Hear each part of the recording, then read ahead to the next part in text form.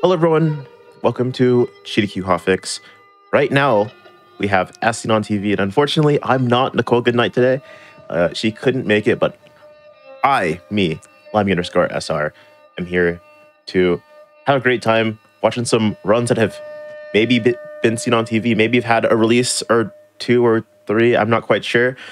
But I really want to get into this. If you would like to introduce yourself in the game, I'm so excited for this. All right. Hello, everyone. I am Anthony Caliber. And I'm Satori Earth. And this is The Last of Us Remake. Now, let me explain. Last of Us has been re-released quite a few times. You had the original Last of Us in 2013. It was remastered 1 year later. And then the sequel comes out in 2020. This is The Last of Us 1 remade using Part 2's engine and assets. So everything's just looks better, runs better. It still has the original game's dialogue and performance, but with this game comes a lot of Part 2's award-winning accessibility features. There's a lot of stuff here. With Grounded mode, Grounded is the hardest of 6 difficulties. That's what we're going to do here today. But I want to talk about one thing real quick. This game has a built-in speedrunning mode that myself and 3 others, Blagus78, Scarlet the Human, and GDQ's own ADEF Games, we consulted with Naughty Dog on this. So we were employees for about an hour and 15 minutes one day about 3 years ago, and we told them, what would we want in an official speedrunning mode timer? And it's right here. When a run is finished, it's basically live split built into the game. And it even has, somewhere in here, it has like speedrunning terminology, glossary. It's amazing. We'll talk more about that as we get going, but why don't we get started? Okay, so new game, Grounded mode. Turn the pre-order bonuses off. There's speedrun mode right there. We're gonna turn that on, just so I can show it off a little bit. We're not doing permadeath, that's a nightmare. And we are going to start. Now with Grounded mode, some things have to be turned off. If something is turned on that needs to be turned off, it will actually let you know on that menu. So because it didn't pop up, everything that needs to be turned off is turned off. And there's speedrun mode timer on the top right. It pauses during cutscenes, during loading screens, when the game is paused, and when the screen is black. Just straight black. So okay, let's start this. I'll do a countdown in 3, 2, 1, go. Good luck. Thank you. Good luck indeed. Thank you. All right, so speedrun mode timer on the top right of the screen is the official timing method for this run. However, that's not going to be the primary focus of this run because there are roughly, I'm just throwing a number out there, we haven't counted, roughly 100 restart checkpoints in this run. Some save a lot of time, and some save very, very little time. What was that all about? Like this. There are 3 restart checkpoints in Joel's house right here that Dad? save very little time. This is how a normal run, whether it's grounded or not, goes. So we check the file time, 41 seconds. When the number changes, that lets you know you hit a checkpoint, and we use all the ones that benefit speedrun mode timer to do our attempt. What was So there's one. that? 54 seconds. I think I hit one. Nope. Number changed, so we do that. All of these are saving like under a second. There's A good old exploiting the IGT at the cost of RTA. Uh-huh. Yep. Doing all this adds about 21 minutes RTA, but that timer on the top right is the official timing method. So we use it. We take advantage of it. Okay. Restart checkpoint there. Okay. Now, if you're seeing this for the Here first you are. time, Are you okay? that's Yeah? annoying, right? Is anyone coming in So here? I'm going to be No, doing, I'm only going to be come doing the restart Don't go near the checkpoints doors, that just save time stand both back in there. speedrun mode and Yeah, you're kinda RTA. freaking That way me you don't out. have to sit through me What's doing going that a on? bunch. It's the So I'll be Cooper doing like normal strategies and permadeath strategies. You saw that on the main menu. Permadeath is when the run is over if you die and you cannot redo an area. How you holding up, honey? It's the ultimate challenge. On the radio? But They offer 3 permadeath modes in this. There's full game, which is obviously if you die at any point, you're starting from the very beginning of the game. There's also per chapter and per encounter. yep. They say where to go. And They said, yeah, per chapter is the one that speedrunners use because if you die, it sends you back to the beginning of the chapter. We need to get the hell out. And for content, you can just, you know, try again. The run is invalid, but you can at least like practice the rest of the run. Probably a lot. And Found this one family all mangled inside. yeah, why don't we talk about what's going on? Who are these characters? Why are they in a car? Yeah, so the game opens up. We get a little bit of this character, Joel, talking about his job. His daughter's sleeping on the couch.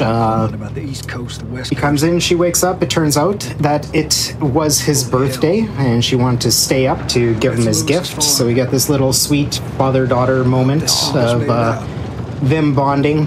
She falls asleep while they watch TV together, and he carries her up to bed. Of course not. And we open up to her sleeping in the middle of the night, and getting woken up by a phone call from her uncle, who's the driver of the truck we're currently in, Uncle Tommy, asking to speak to her dad, Joel, because something's going on. Kid, Joel. So do we. We have room. So she wakes up a little disorientated, goes downstairs to try and figure out where Joel is and what's going on and everything. The phone call had got cut off on them.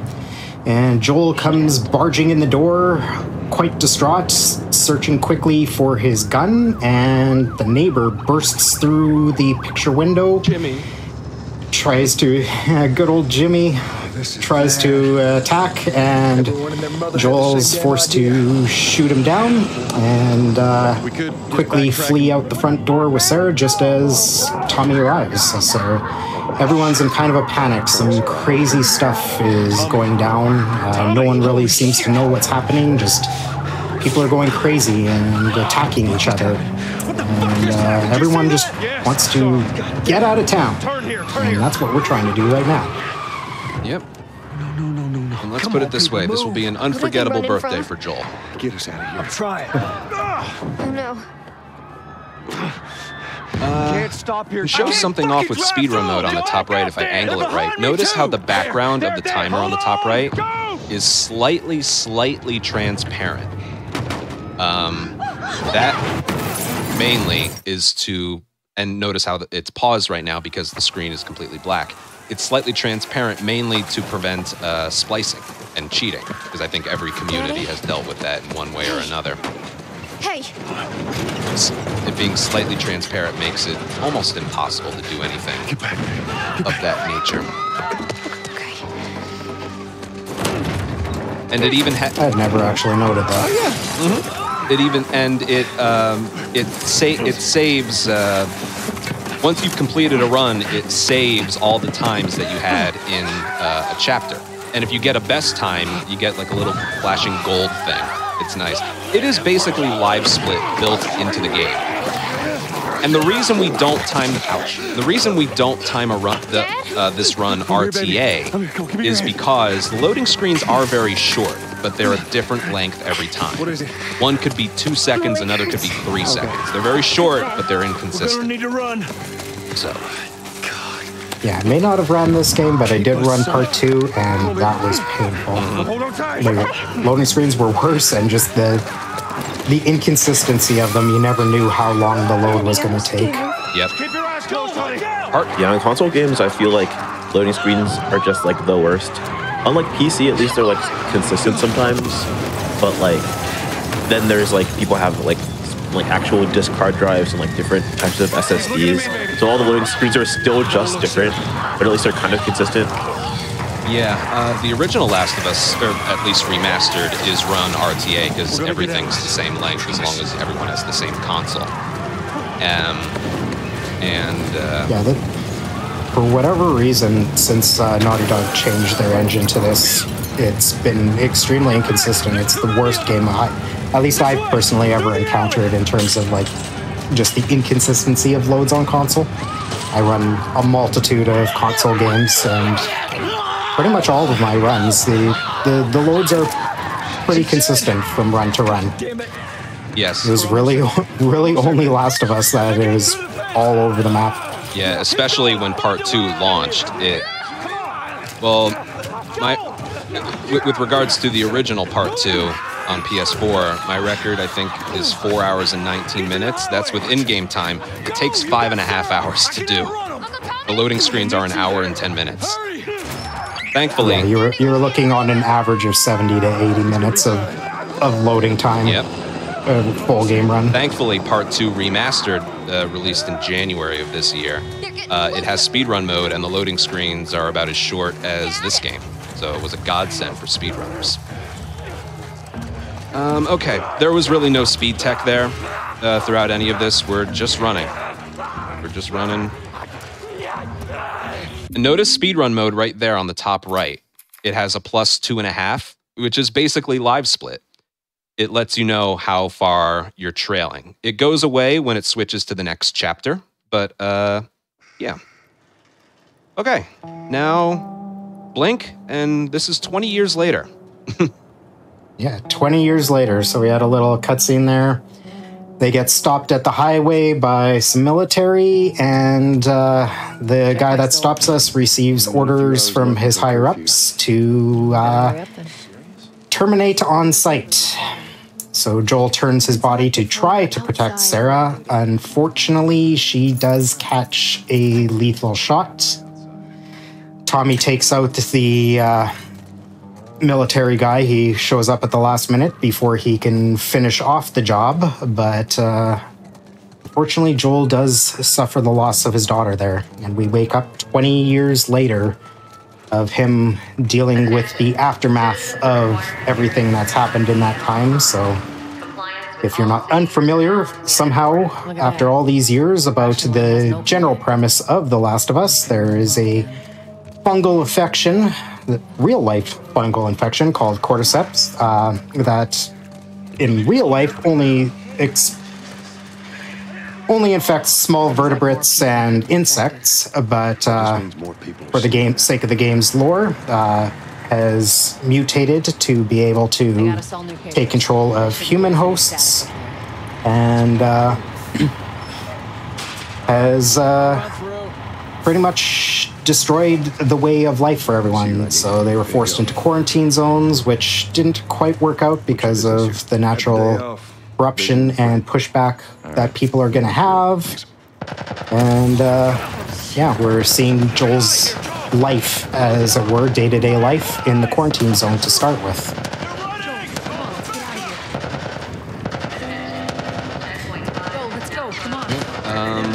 I got pushed by Tess to that gate there. It saves about 2 seconds than just walking there yourself. Coast is clear. And like I mentioned, I'm going to be doing restart checkpoints in this run. Again, normally there's like 100, but I'm going to do the one specifically in this run for a more enjoyable viewing experience that save both RTA and in-game time. So this one right here skips Joel being forced to heal. Notice the bandage on his arm. We're going to have to go around. And yeah, it takes like, I'm going to say like 5 or 6 seconds to wrap the bandage fully. And that checkpoint skips that. He gets the health back though. I was there. Hey, how's the east tunnel looking? It's clear. I just used it. Is there like a wrapping bandage minigame that happens? Is it like lockpicking in like the Fallout games? Marlene? No, we do something a little bit later where the game takes away your ability to run or crouch walk, because crouch walk is actually faster than this walking animation, but the game, it's only for like right after Slums is finished and right after the cargo chapter is finished, where it takes away your ability to run or crouch walk. So we actually fake heal. So we'll heal, and then just as he's about to pull the bandage, we let go and then go again, because he's basically crouch walking. We do that twice. And I mean, shout out to the original game. You could kind of troll teammates in the multiplayer with spamming because you had to press hold for heals. So if you just spam it, your character's constantly calling out that they need to heal. Wait, I didn't even know this game had multiplayer. The original did, yeah. Yep. The original and, well, / the remaster. Yeah. I'll take it easy out there. So much fun. It's 11 years old now, so. Let there be light. Oh, God, this place reeks. Yeah, this is very much just a tutorial section of the game. Takes you through, of course, the healing. You get your gear for the first time. It explains reloading to you to be able to progress here. You know, those simple little things, and just in case, you're unfamiliar with those concepts in games. Yep. What's interesting, even though Joel had like the magazine right there, he took it out and then put it back in the gun. The pistol right now technically isn't reloaded. You ready? But we're actually going to keep it that way because there's a mechanic in this game where if you're swapping weapons or you're reloading and you pick something up, it bypasses like the crouching and picking up animation. So it literally teleports into his inventory and you skip him slowing down to crouch and pick it up. So the first time we reload this gun, we're going to be picking up ammo that's on the ground, and we're just going to be able to do it a lot faster. So not reloading the pistol right here is sort of the beginning of strategies. Be careful. When am I not? That a trick question? But yeah, as we're going through this section, we're with Joel's partner, Tess. They are smugglers, so they're still living in one of the few remaining operational quarantine zones in the country. But, of course, quarantine zone is heavily controlled and rationed off any supplies, etc., etc. So they sneak out and smuggle in medications and just other various goods for people living in the quarantine zone, of course, for, a price. But they're just looking to go and confront someone that's kind of stole some of their goods, basically, from one of their smuggles and that right now. And, well, things will not quite go the way they originally planned and completely change the course of the game. I'm surprised when they started this journey, they didn't do the cliche, what could possibly go wrong? Okay, here we go. First enemy encounter. There's the ammo on the ground. I'm going to reload the pistol. He picked up the ammo and he didn't have to crouch for it. We do that a lot. Okay, there's 3 runners in here, which is the first stage of the infected. I'm going to headshot 2 and then hopefully kick one in the face. See how it goes. Tough strat.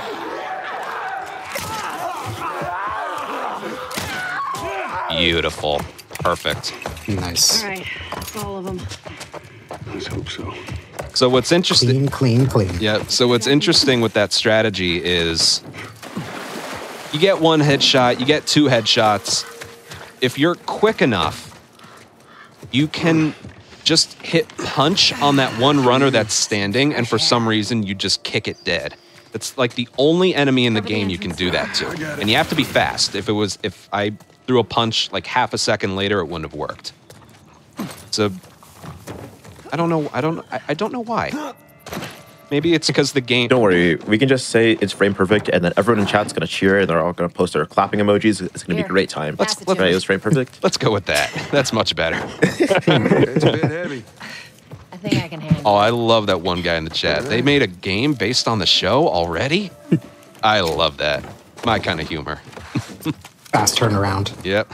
Speaking of that, I'm seeing a question. I guess this is more of a comment from chat saying, I thought the TV show was more of a as-seen on video game. How do you guys feel about that?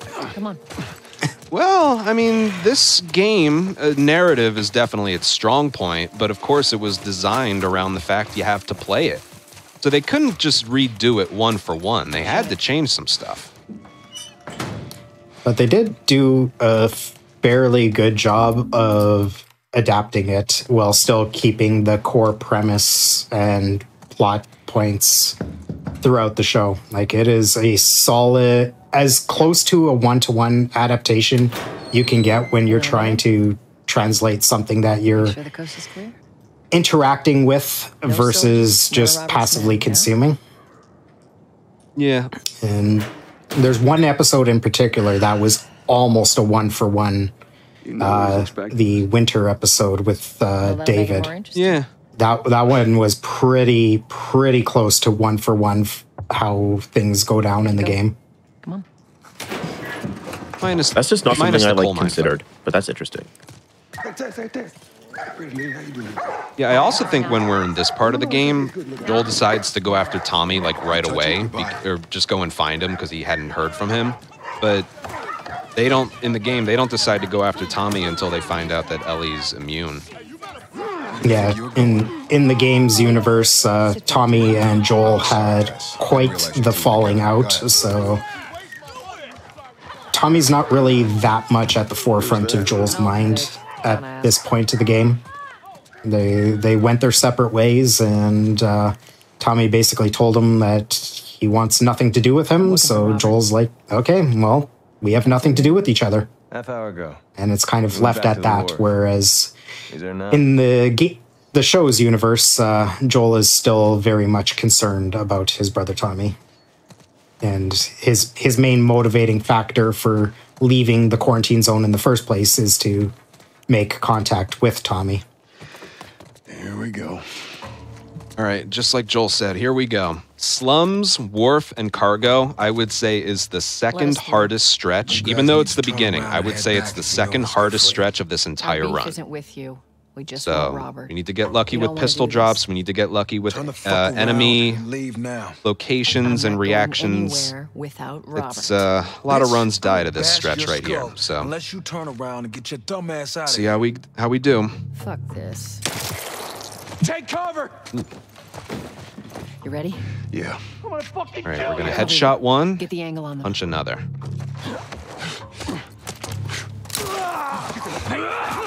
Beautiful.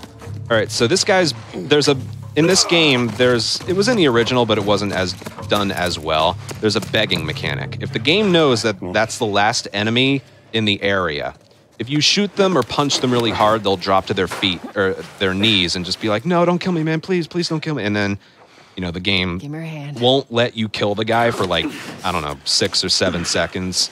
Just being like, "Look what you're being forced to do. Look him in the eyes when you, yeah, okay." But there's a way to kill him quickly, and that is turn the camera away from him, walk away from him, and mash punch, and you can kill him very quickly. More of Robert's guys. That's what we did there. Okay.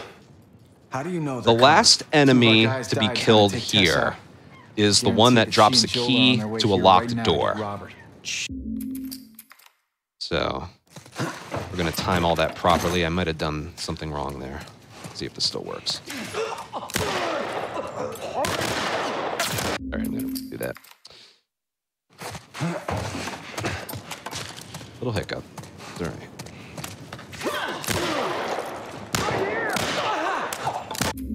I'm sorry, these it's got to be sections headshots. Are kind of your first real choke point as to, did you select the correct difficulty for yourself? There's a lot of enemies You got to get headshots. grouped together that One. gives you your first real taste of full See if I combat. can just get him. I was not able to do that. Jeez. I should be... Yeah, you know what? I'm going to do that again. All right, this is going very badly. I got to get 2 headshots Yeah, this looks here. so difficult. Yeah, the game expects you to choke these enemies out. 1. There we go. He should be right here, so then we do this. All right, that was a very poor showing. That's how it was supposed to go. Then we get that, we get the key, and you want to enter this next area with around 3 bullets. That's why I had to. That's why I couldn't miss a shot. All right, let's see how this goes. Hey, consolidated the crates in the south warehouse. Supplies are locked up. Over here. That was good. Get the bullets they drop, a bottle, another bullet, and where are they? Right here. You know what? I'll take it.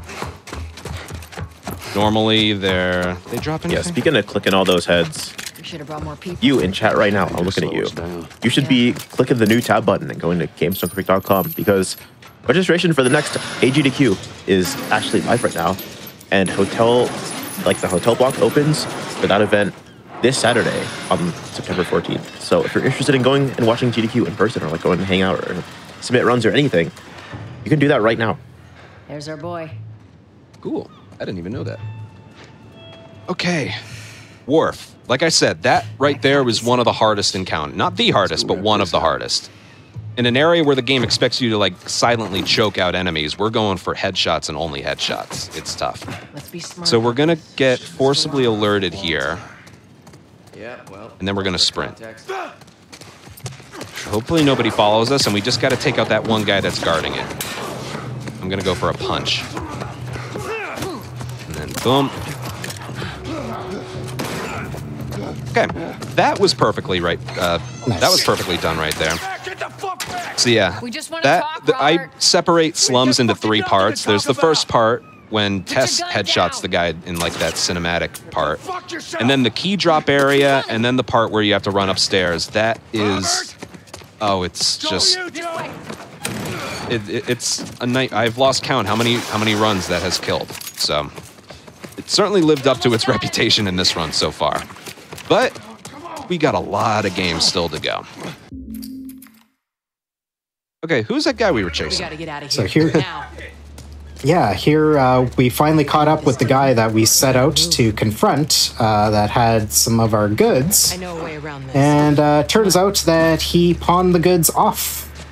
So Joel wasn't too happy about that, and he's just been nothing but a nuisance. So, you know, Tess just decided, well, you're not going to be a nuisance anymore, and took care of that problem. But turns out that he sold their guns to a militant group called the Fireflies that are trying to fight for a better future instead of just living under military control in quarantine zones. And What's left we're of like, me? well, we got to go find them.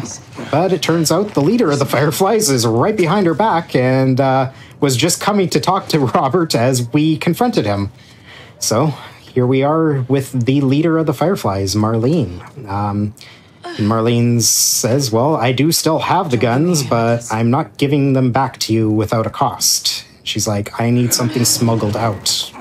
The military's going hard trying to wipe us out. We don't really have the numbers to spare to do this mission that I need done right now. So if you do it for me, I'll give you back your guns.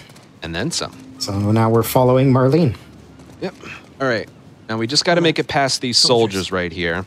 That's the way. And The door we to the are going to bridge. get alerted. We get alerted big fan in of almost these every area just to go faster. By them. But we are going to be stopping and starting our sprints, so the alert is delayed a little bit because we get alerted right away. Yeah, they're not going to like that. So we're going to do things like, We need to get to that door. let me try and verbalize it. All right, bottle in hand. Let go sprint. Do a sprint leap. Sprint and throw. Crouch, just as that guy's about to move. Pick up a bottle, and then go. We have to take damage once. There's one. Oh god, no, no, no, no. Okay, we're good. Go, go, go, go. Don't get shot in your back. Good. All right, that was actually good. As part of this strategy, we actually have to take damage because this is the part right here I was talking about earlier. The game takes away our ability to crouch walk and run. This way. And healing, Not far now. or fake healing, is the fastest way we can move here. But we You can't okay? heal the whole I'm way. running on We fumes. need this med kit for I'll later. make it. So we're just going to do this up until we hit a checkpoint. The place is right up ahead. Attention. Curfew is now in full effect. Anyone caught outside without proper authorization. The last enemy will isn't be usually arrested on those and stairs. The hell are It's we interesting. Just got to throw in some marathon excitement for you. Of course.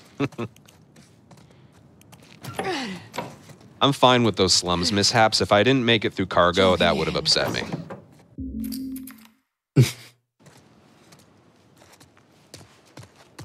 funny. You can't see it, but the controller, or the light around my controller, maybe you can see it, is a dark red. That's an indicator of his health, because grounded mode disables the heads-up display on the bottom right. So you don't know how much health he has. You don't know how many bullets are in a magazine or just in the gun. You still have the D-pad that shows like how much ammo you have, but you don't know if it's reloaded or not. But it's added challenge. And oh, there's some other grounded stuff that we didn't talk about. Grounded. How are we supposed to reach that? Let's see. It's been a while since I had to explain this. Well, enemies do a lot more damage. And the amount of ammo they drop is a lot less as well. And with grounded mode, there are... So we got to do the healing right here again. This tunnel. There are certain thresholds you need to be under with regards to ammo so that enemies will drop some. With the pistol, you need to be at 3 or less if you want enemies to drop ammo. The revolver and shotgun, you need to be at 2 or less for them to drop some. Your friend, The friends with the rifle, What are you, like, I don't even know what it is. We always have a lot in this run, so it doesn't really matter. She's been looking after me, and I'm 14. Not that that has anything to do with El Diablo, I think you need to Where are be your at... parents? You can get a drop if you have Where 1. are anyone's parents? They've been But gone we a only long, use long that for a small stretch. So instead of just staying in school, And we also you decide pick to up run and supplements in this run to upgrade It's a bit strange that they're having Joel's. us do You can this either now. upgrade his Marlene max wanted to do health more or his weapon sway. I go with weapon sway because by itself, unupgraded, it's noticeable and pretty just bleh. hope there's someone alive to pay us. So I do that in the hotel chapter. And as for parts, we don't pick up any parts. The parts upgrade Joel's weapons. But the remake, as well as part 2, has like all the realistic weapon upgrading animations. And it just takes too long. So we go with unupgraded weapons. At the drop-off. It was really interesting to see how that completely changed strats in the newer games, because in the original game, the upgrades on the bench don't take too long, so some of them are incorporated into the run to better improve your ability to get some kills and not have to reload as often. But the animations are full animations of him like grinding down barrels and stuff like that on the guns. We're good. Come on up. So upgrades are just not a viable strat. Come on, kid. Yeah. It is kind of funny But yeah, how I think one of them, they like put some glue on a rag and that makes it so you can... And then they wipe the gun down and that makes it so you can, like, I don't know, pump the shotgun faster or something. Oh yeah, he oils the gun. Yeah. Here we are with a now young girl called Ellie. Oh, yeah. This is what Marlene asked of us in exchange for the guns, is we need to smuggle her out of the quarantine zone. She's really important to the Fireflies for reasons unknown to us at the moment. But Marlene asks us to smuggle this girl out, so Tess goes to verify that Marlene has all the guns and that. She does, says it's all good, so we set out on our way, get confronted by some soldiers who do a quick field test for infection, and it turns out Ellie's infected. But we have to flee, so we haven't really had a chance to address, like, why did Marlene ask us to smuggle out a girl that's infected right now? Is she trying to kill us? We don't know. We're just trying to get away from all these soldiers currently. Yep. Which is actually easier than it looks. Yeah, there's a sprinting mechanic in this game. If you sprint for like 10 seconds straight, Joel will start huffing and puffing and his sprint will slow down. If you let go of sprint when you're like climbing or while you're running or you crouch like right here, I'm going to crouch right there. That prevents an alert, but it also refills some of his stamina. If you let go of sprint for about 1.5 seconds, it refills his stamina. There's no like physical meter for it, It's more about feel. So I slow down right there to avoid getting alerted, but also to refill his stamina again. And we're going. Damn. I love stuff in speedrunning where it's just like, there's no like visual like indicator for something, but it's just like, you have a sixth sense after like playing the game a bunch, and like you can just like in your brain but it's like very hard to like tell or like very hard to like communicate it to other people. I love stuff like that. I think it's so funny. Yeah, it is interesting because the original Joel is a track star. He never slows down, never's out of breath. But they put it in part 2 and then put it in for the remake. I was kind of surprised they never put a meter for it. Like maybe outside of the health bar, but they just didn't. So it really is just about feel and like an internal timing. well, it would still be feel anyway for grounded because you don't get a HUD. That's true. Yeah. This way. If we cut through downtown, we can hit the Capitol building by sunrise. So here we confront Ellie on the infection.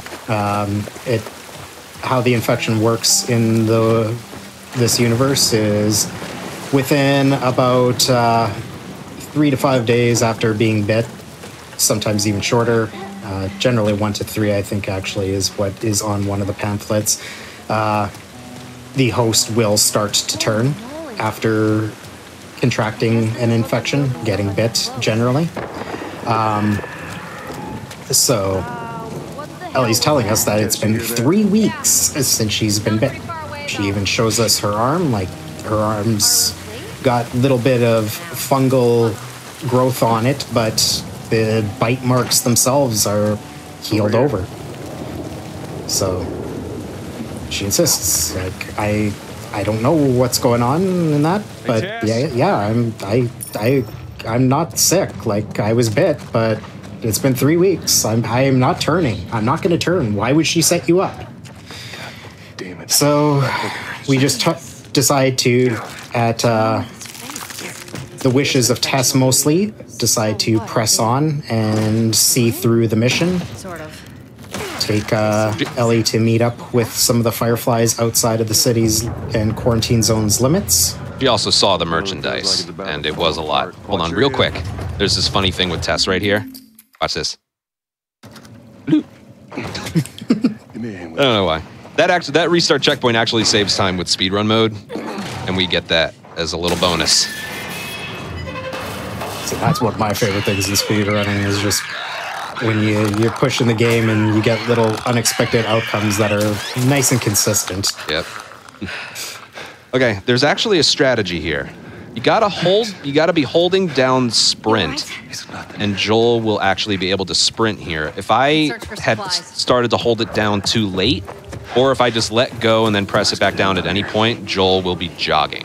We don't want that. And even right here, we have to keep it held down. Because otherwise, again, he would be jogging. And we barely make it back in time as it is. So we're going to go in here and get a full thing of alcohol. What do we have in this game of crafting? We got blades, binding, rags, alcohol, explosives, and sugar. I actually don't remember like how much of what... I know where everything is, but as for like an accumulation total, I'm actually not quite sure. And we craft a nail bomb, mainly Molotovs is what we craft here. Okay, there's a clicker. I'm just gonna run past. This is your first introduction to them in the game. It's meant to be a bit of a tutorial as to how the clickers combat mechanics work, but turns out you can just skip it in both the original and the remake, because the remake is pretty faithful to the original. So Ant was just talking about some of the pickups that you can grab there, and those pickups are pretty consistent to the original. They may be in slightly different locations, but they'll be, you know, in the relative vicinity of where they were in the original game. Are you serious? Yeah, all the parts and supplements are in the exact same places.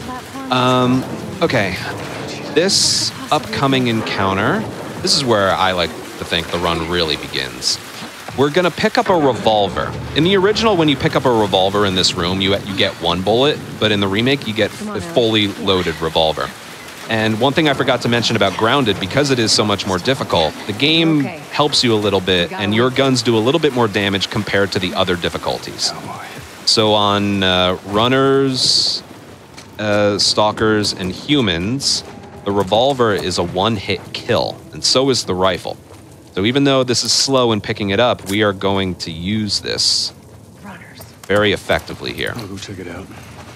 Stay with the girl. This is normally a very difficult encounter so early on, but 1, 2, 3. And that's it. Even got a lucky bullet drop. Yeah, this is one that I've always fully... It's a nice little gauntlet of, are you on the right difficulty for yourself, etc. This is one encounter that tends to leave a lot of people stuck if they are choosing to challenge themselves on a first playthrough. All right, hold Yep. on. And one thing the remake, like, it's not even up for debate. One thing the remake does better with combat, the brick bashing. Bottle bashing is like the same, but if you're flat-footed and hit square, you bash the brick over a clicker's head. In the original, you couldn't really get it to work that well, but in the remake, it's so nice. And the brick won't break unless it's the killing hit.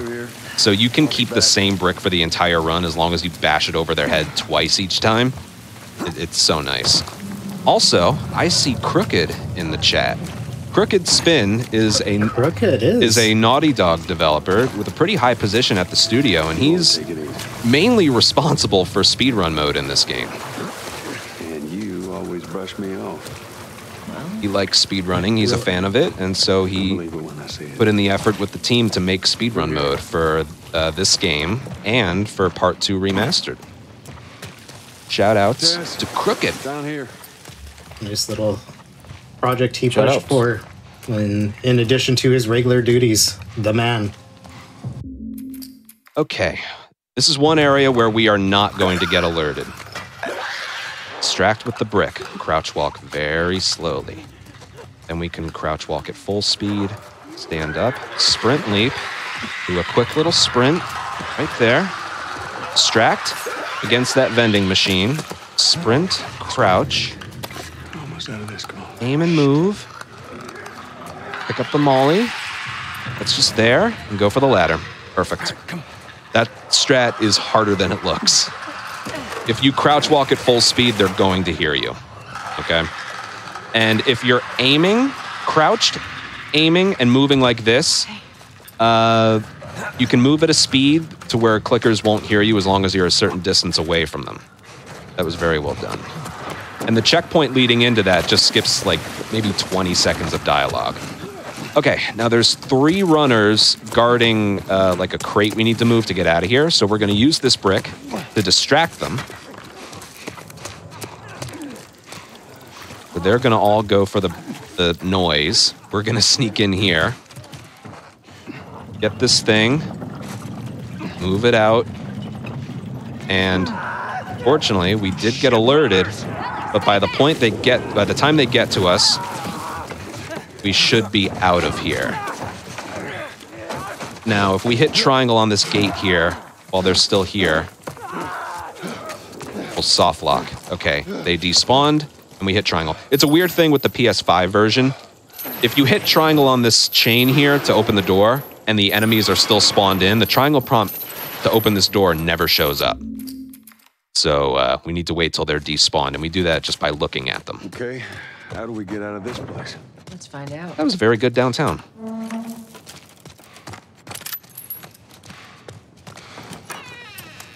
Trying to think. Yeah, couldn't ask for better on a marathon run. Yeah. Trying to think what else to mention. Maybe you noticed, maybe you didn't. There's different climbing animations. If there's something that's pretty high up, Joel will spend maybe like what feels like a 5-second animation just like climbing himself up. There's another one for heights that just are a little bit shorter where he climbs up a lot faster. I'm alive. You can limit the time spent by pressing against an object and then climbing it. Okay, right here, we don't have to kill... There's 3 clickers right here. We don't have to kill any of them, but This might get your heart going a little bit. Stop sprint, otherwise we'll get alerted. And then we're going to sprint right past. And then we are going to go. Go, go, go. And we do have to kill one runner that's guarding the entrance, guarding the exit to here. We're gonna get rid of him and just go. Now for this museum fight, we're actually gonna let this cutscene, it's a cutscene because you see speedrun mode is paused. We're going to do this because the AI and enemy placement is a little bit more favorable versus skipping. Okay, then we're gonna go 1, 2, 3. Beautiful. That strat's kind of hard. Okay, so that encounter right there. We have to kill the one that's on Ellie, and it gave her a plus sign. If it fills in, she dies. So you got to get rid of that one runner.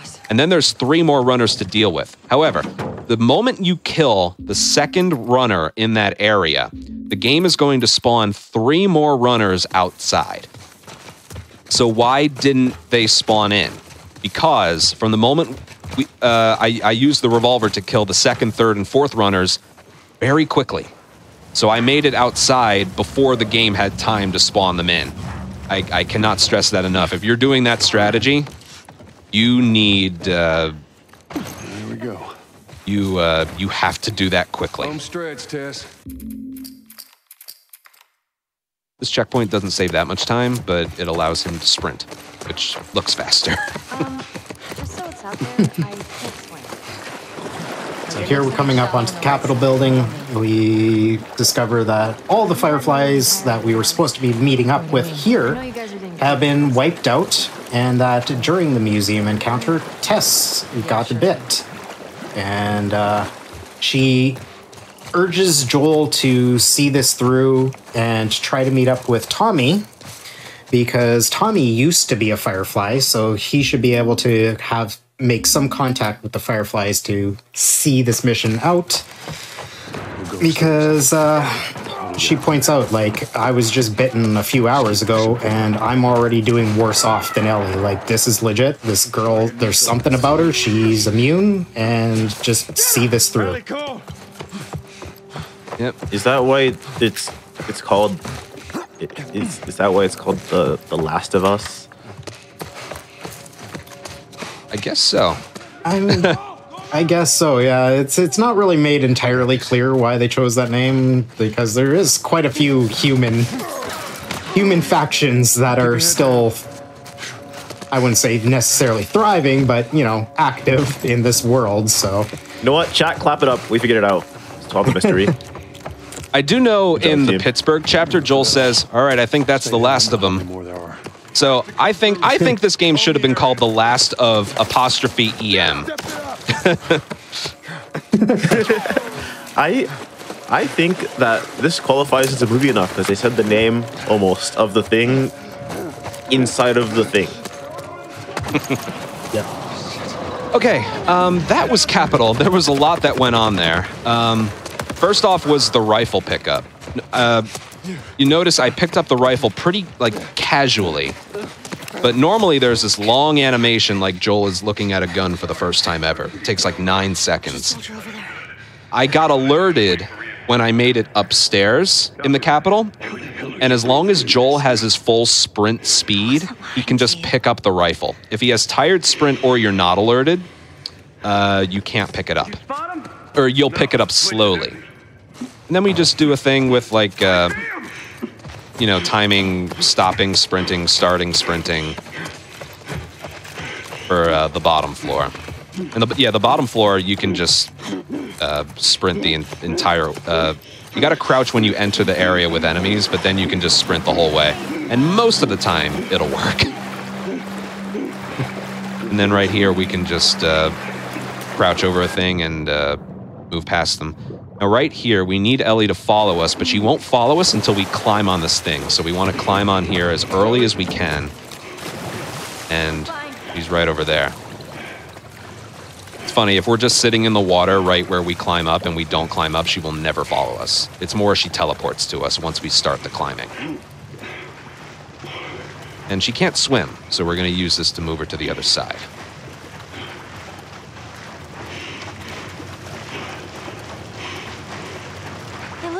still works. But we're not just gonna sit in the water here while we're waiting for her to drop that ladder for us. Okay. We're gonna pick up some supplements that are over there and then checkpoint us Be careful. up there. I got you. Right. So that's pressed up against there. Gonna go over here. By the time we reach the hotel part of Pittsburgh, we'll have 50 supplements. We pick them up in multiples of 5 or 10. So we'll have enough. Right. As soon as Ellie turns around over there, up there, there's a checkpoint.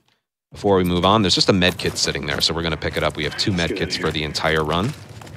And we'll get a bunch of revolver ammo when we get caught in Bill's trap. So, yeah. Or were we looking for the break again?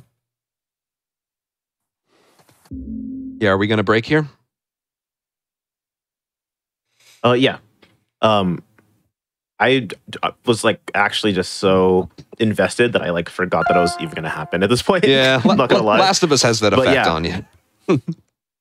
Yeah. But yeah, we're going to be taking just a few minute break. It's going to be very quick, but right now we're going to be back in a few minutes. We're going to be getting up, stretching, untripifying, getting some water, getting a quick snacky poo, all of that good stuff, and we'll be back in just a few minutes. Thanks everyone for watching.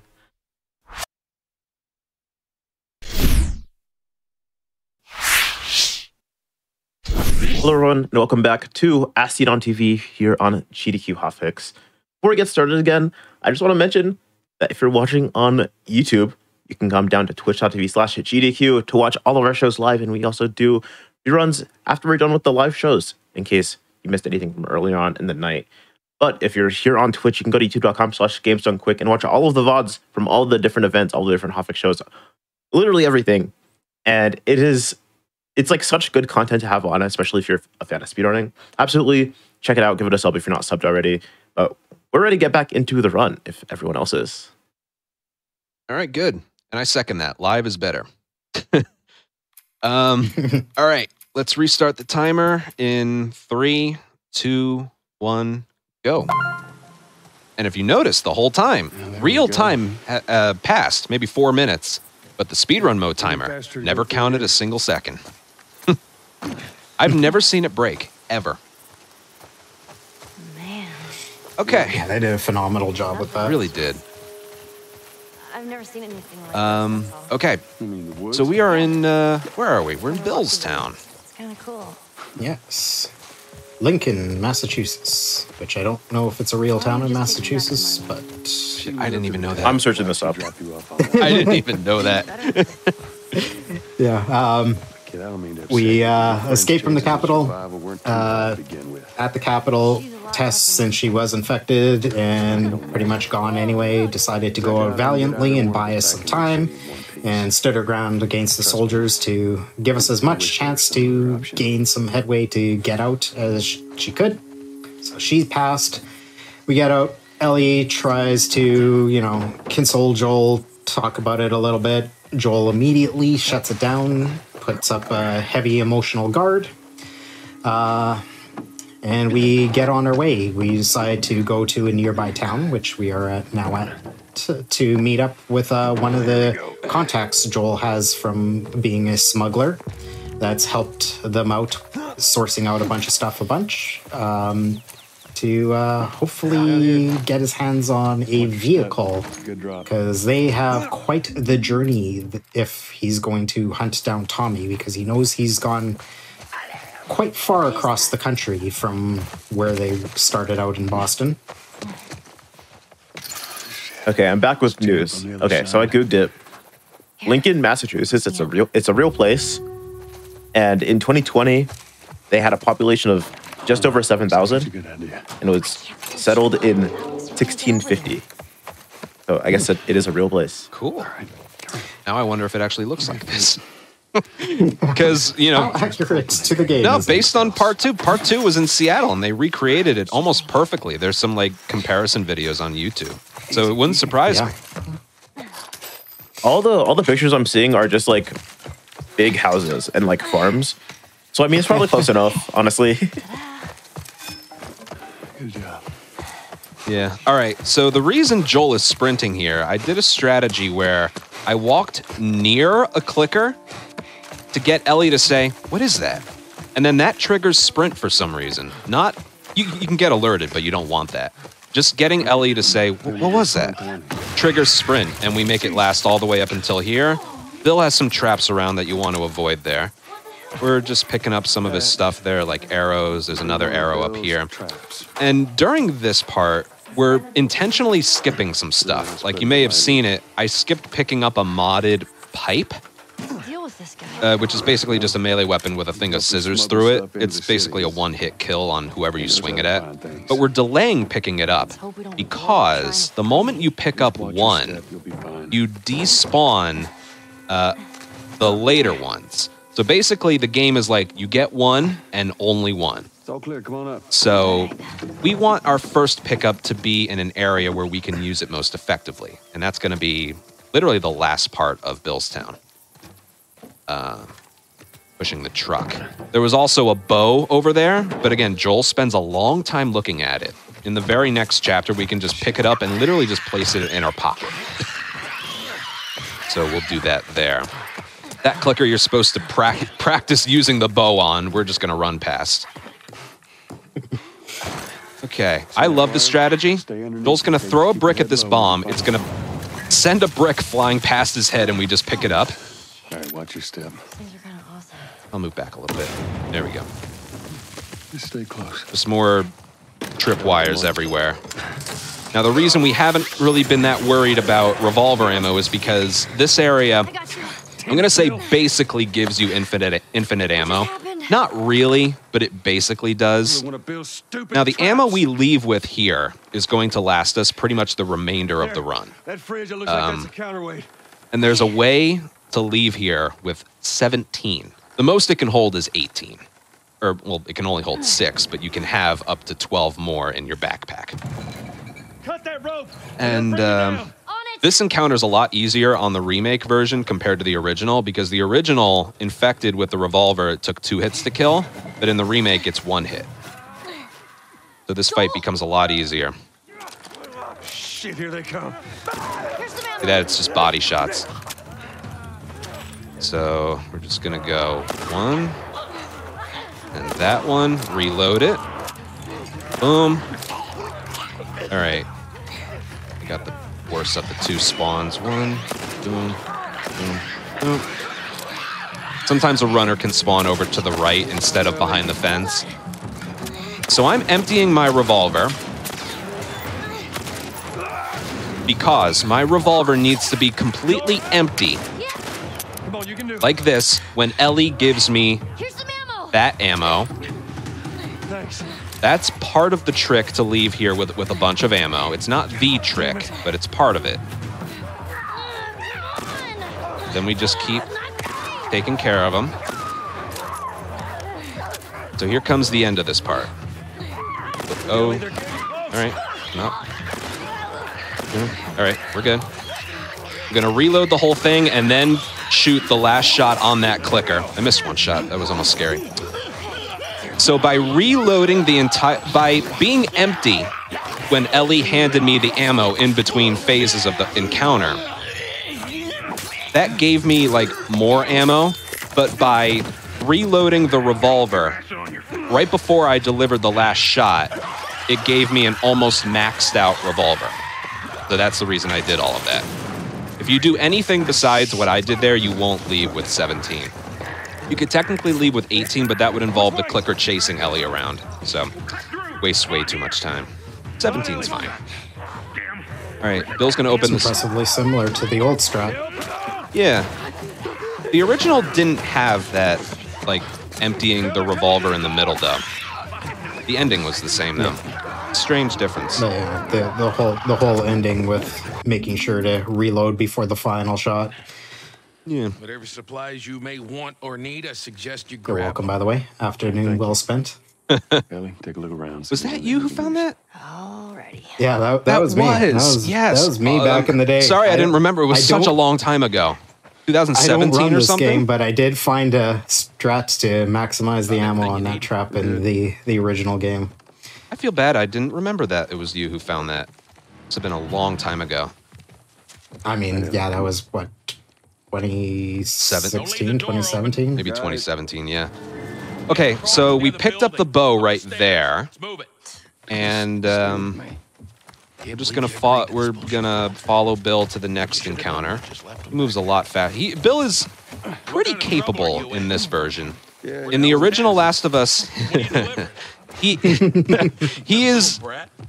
I don't see him on like YouTube countdowns of the worst video game companions in history, but he's there in spirit. The original, he's just not good. Remake, he's pretty good. I'll level him up to pretty good. Okay, this encounter is actually pretty difficult and hard to explain, so I'll explain it afterwards.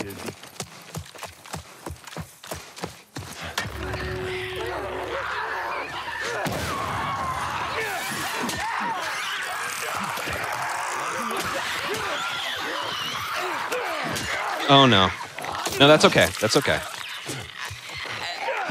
All right, didn't quite go how I wanted it to go, but that was fine.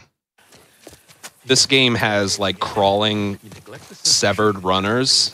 The original didn't, but it's because that feature was in part 2. So he grabbed my leg, did a little damage, but that went mostly how I wanted it to. So that entire strategy, it's hard to explain, but I want to throw a brick on the ground. That alerts all the enemies to your position. So Joel has to be standing on a very specific spot. So 3 runners die from the tripwire, and the 4th one is damaged. So I run up, and I kill him. And then I just have to deal with 1 runner that's always crawling, and then 2 clickers after that. And so I picked up a brick after I swung it at the runner, and I used that to bash the clicker's head in and throw it at another one. And yeah, that strat, I would say, is more difficult than I made it look. He did take some damage to that runner grabbing my leg, but damage isn't that big of a deal right here. He's a nail bomb. You gotta be really careful. This thing blows, it shreds anybody standing there. I've noticed when it comes, compared to the original, when it comes to like grounded mode and getting shot, the damage dealt is almost the same. But if we're talking about getting punched by a human or getting hit by a runner, the damage done is significantly less. So since we're only dealing with infected, health-wise, we're just fine. If you got anything to confess. Okay, so what are we doing here real quick? Been a while. Going to the school. Yes, we're going to the school. So we meet up with Bill after a little bit of a startling confrontation with, of course, infected involved, and Bill worried that one of us had been bit. Thankfully, doesn't end up fully checking everyone for bites because Ellie's obviously got a bite. Joel manages to calm him down and cut to the chase with him going, "I need a car." And Bill kind of laughs him off, like, "You think I have a car?" He's like, "Well, there's parts scattered around the town, and I think I know where we can get us a battery, but it's in an area of the town that I've kind of quartered off and don't enter because it's swarming with infected." Because of this. Yeah, because of this. So we're going to go through all those infected to try and retrieve that battery. Respectfully, like, imagine how good that must feel. Like, you wake up, your back is, like, tight, you, like, slept on the ground, and then, like, you get stretched out like that. Like, that'd feel so good. Okay. So, yeah, the strat there is to kill everyone with the shotgun. The reason we do that is because in the original, we only had 3, but in the remake, we just start with 6. This place, were you? So, oh my god, I missed that. I missed the arrow. That was weird. Redo. Anyway. You weren't kidding about this place, were you? Get rid of this runner. It'll always drop a shell if you're at 2 or less. That one specifically. And then, hopefully this one gives... It didn't. Okay. I'll waste some time in Pittsburgh getting another one. Arrows breaking in the remake, uh-oh. Come on. Loading screen. This way. Arrows breaking in the remake happens more frequently. I don't know the percentages in the original. What about going through here? What, the doggy door? But Yeah, no one's actually sat down to lab that. No one has patience. No, you get them back most of the time, I would say. But in Remake, a body shot is 20% and a headshot is 50%. I didn't get them. And that's just for grounded. The percentages are higher on the lower difficulties. But I basically never get them back. In the original, pretty much, if you hit a decent fleshy area, like right in the small of the back, you're pretty much going to get that arrow back. Ooh, was interesting. Ellie got plus signed. I never see that there. Thankfully, the strat there is to just run past. And when you fall down from the treehouse, you hit a checkpoint. And yeah, everyone's good. They teleported to us. We're all safe. There was a very big patch for this game, like April of last year, that fixed a bunch of stuff. It used to be Ellie and Bill, there was no checkpoint there and you had to follow. But thankfully they patched that out. So if I hop down from the treehouse and there's a plus sign, there's nothing I can do about it. All right, outside the high school. We're gonna use 1 shotgun shell, 2 rifle, and then melee for the rest. Here we go. Killed 1, injured another, swap to the rifle, and 1.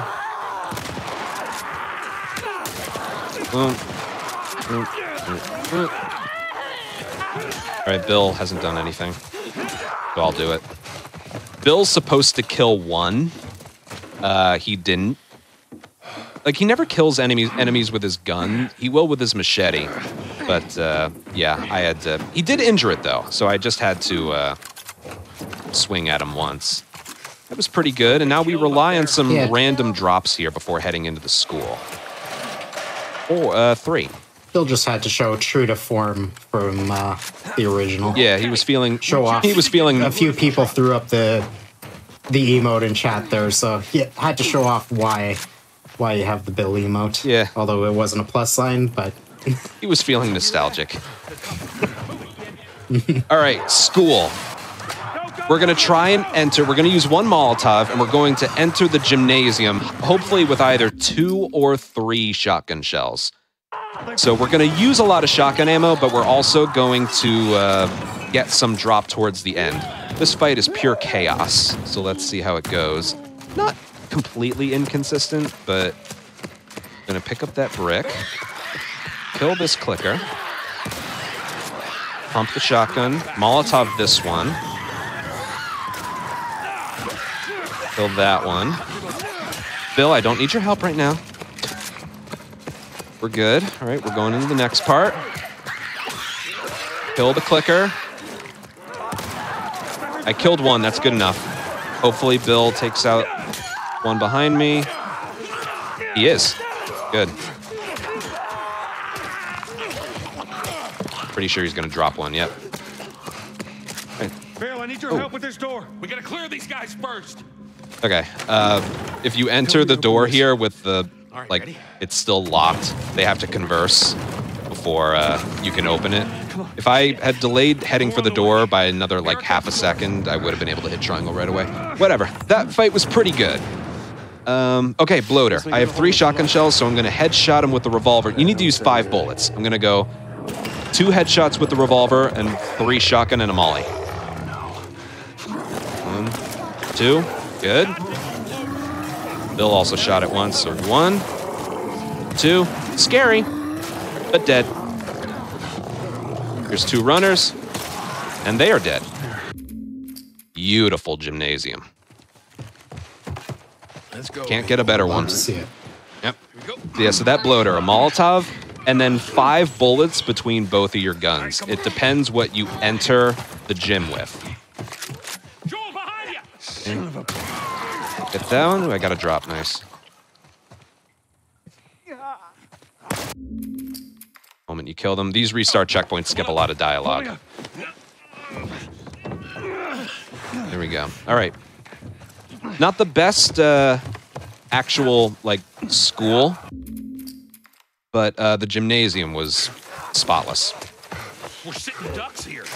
All right, Bill and Ellie have to go up the ladder first, so we're going to spend this time killing a runner. It had the chance to drop one, but it didn't. We don't have time to kill another one, so we're just going to leave.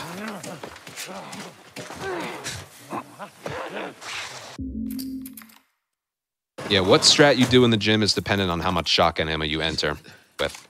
If you enter with 2, you got to use 3 revolver bullets. If you enter with 3, you can use 2 revolver bullets, but hopefully get headshots, because revolver ammo is definitely the most valuable of the guns that you have because of its one-hit kill nature.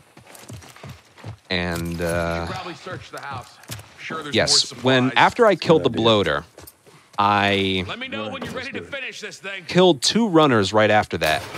One of those runners has a 100% chance of dropping something. It's either a shotgun shell or 2 revolver. Already did it.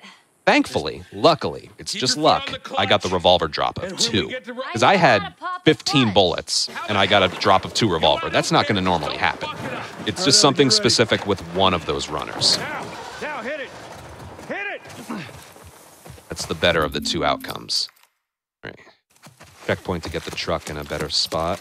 Or further spot, I should say. I love, like, ammo management in, like, speed games. I think it's so cool. Yeah. And, okay. Oh, we picked up the modded bat, finally. There's one right before the truck push. Get him. Get him. And we're gonna go. We gotta push this truck down the hill. We finally got a truck, by the way. Things are moving too quickly. All right, this wave is the trickiest. I'm gonna bait this runner, move back, get a collateral. Oh, Bill, thanks. Never thought I'd say that. All right, I'll save some ammo and use the brick on that one. There's a shotgun shell right there and a brick in there. The foliage is like covering the brick, but it's right there. All right, one more wave. I'm gonna shotgun this one. I'm gonna shotgun that one and injure the one behind it. So hopefully, all right, I didn't injure him enough.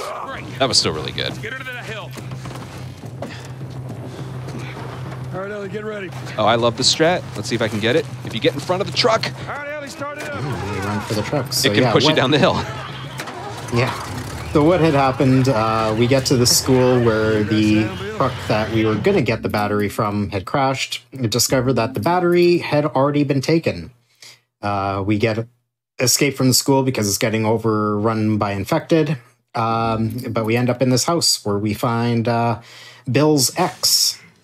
There had got bit going through the school himself after they had split up. And he wanted nothing to do with Bill anymore.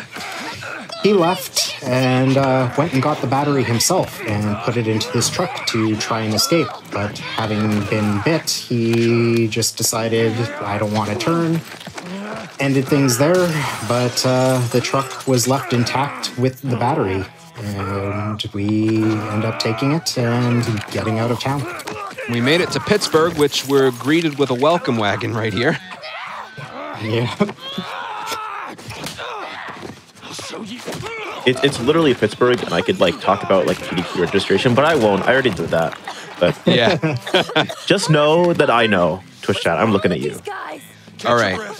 This is a very important encounter. It has a nice flow to it, but it has to be done quickly. The moment we kill a 3rd enemy in this area, the rest will spawn over the bus. So, 1, 2, 3, and we got to move. Shotgun ready. Perfect. They're all dead, and we go. We're going to pick up a full thing of alcohol right there. And in this drawer, 3 things. Blade, explosive, and 3 rifle. We have 4 rifle right now, and the rifle can hold 7. So that 3 gives us max rifle ammo for the rest of Pittsburgh. That was very well done. That's a tough, very heart-pounding strategy, because it can go wrong very easily. Ellie! Right.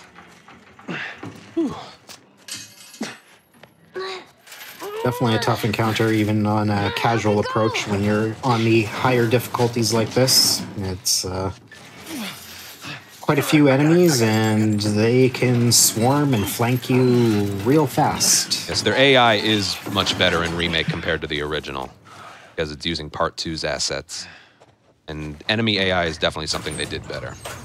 All right, we're gonna pick up some stuff here. That's 2 revolver bullets in the locker behind us, which we technically don't need, but for, you know, marathon safety, I'll get them. And a rag, half a rag on the ground. I've been on both sides. And we're gonna go in here. Get 2 shotgun shells in here. We're also gonna get some supplements, more revolver ammo, and this training manual. This training manual makes it so you get more health back when you use a med kit, which can very well save you later. And there's also 1 arrow in that room. I don't normally pick that up, but again, marathon safety, and I didn't get any back in Billstown, so. Here's the bridge. That's our way out of here. Yeah, okay. Next we have Wait for me. this encounter right here and bookstore. How about you let me go first? All right, but hidden in the grass over here is another rag right there, and I swap weapons so I don't have to crouch to pick it up. All right, this encounter, there's 3 enemies climbing over that bus right there. I'm gonna slow down a little to get his sprint back, and then we go. Got a shotgun. When did you learn to shoot? Man. Swap to the rifle. I missed. It's okay. That was weird. I've never done that before. It's supposed to be 2 kills for 1 shell, but I didn't aim left enough, I think. We're still good, though. All right, now for bookstore. I'm going to do this from the checkpoint. Stop sprinting. Sprint leap. Start sprinting on the stairs. Let go. Not looking at me, so I'll sprint past him. Where's the shotgun guy? He's over there. I'm going to crouch. Throw. And we are gone. Perfect. That area, done from a restart checkpoint, is very random. If that enemy at the top of the stairs is looking at you or not, but mainly that shotgun guy at the end. Because even though my health is full, he can be in a variety of different places. So, yeah, that's how it's supposed to go. You don't always get that, but that's exactly how it was supposed to go. He's behind that counter, I crouch behind a sofa, and I chuck a brick at him, and I go. Perfect. Thank you. Luck. All right, chat. This is a GDQ show, so you get to do your thing here. Let's see some puns in chat, because throughout Pittsburgh, there are several opportunities that Ellie pulls out her pun book, and we get some puns throughout Pittsburgh on a casual playthrough. Obviously, in a speedrun, we're not getting any of that. Sorry. So let's get some puns up in chat. Yeah. If they're good enough, or I guess bad enough because they're puns, I'll read them on stream. By default, if they're bad enough.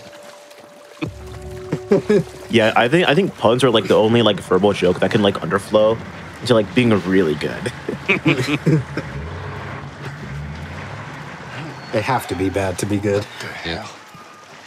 All right, we're heading into that hotel over there, but Ellie can't swim, so we gotta keep moving pallets over. What was that all about? Get on. We're coming to the hotel. Oh, that one's a classic. Okay. Frickin' hitting us off. I have the 2 joke books on me. They're sold on Amazon. Oh yeah, that's right. Kim got you those. All right, we're gonna craft a molly. Yeah, I'm seeing some in chat. All right. Wish chat, you're coming in quick, and I didn't expect there to be this many already. But someone says, "What are the downsides of eating a clock? It's time consuming." Come on down. I don't like that one, but it's really funny. He worked on part 2. That joke's in the beginning of that game. Yeah, but like, it makes me sad. It makes me sad that I'm laughing at it more than anything. All right. There's one that says, "What do you say to a llama that loves picnicking?" "I'll pack a lunch." Which is the appropriate response. Yeah. Okay. This encounter. You can say more. I'll say some later. Oh shit! Get down. I hope I did that right. Let's see. Okay, we're good. So you got to distract. The moment they spawn in, you have to distract with a brick, and then crouch walk when you're inside. We're gonna get a full thing of explosives right over there. Climb up here. We're gonna trigger the enemies here and swap to the bow. Gonna pick up a thing of blades over here and then get rid of one enemy that's in our way. Stop sprinting, otherwise we'll be spotted. One arrow back, that's unbelievable. And, okay, we didn't get alerted. There's 2 enemies in the room to our right. Sometimes they're looking your direction when you walk past them. That happened twice yesterday. I'm really glad it didn't happen again.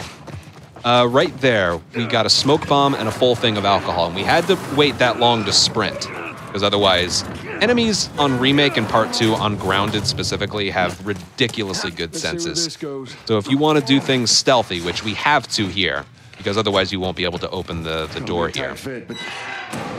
You gotta wait a while before starting your sprint. And right here, I'm going to use those supplements we picked up to upgrade weapon sway, and then swap to our rifle before Ellie hops down, making the elevator shaft more precarious. Something to climb on. Okay, here we go. Before it eventually... This is all perfectly safe. What do you mean? Oh, God. You know what's even worse? He has a nail bomb in his backpack. Right? The stuff he's carrying around. I'm all right. Are you okay? Okay. I don't know if I believe in jinxes or not, but this area is obviously a nightmare on your first playthrough. But on Remake specifically, it's basically free. Oh God, why did I say that? But it really is. It really is. In the original, it's very random. I've had a lot of runs die there. But in Remake, the hotel basement is basically free. So the way this area works, if you go, there's a locked door you need to get past to get out of here, because there's stalkers and a bloater, which is the stalkers being the next phase of infected right after runners. They're more strategic.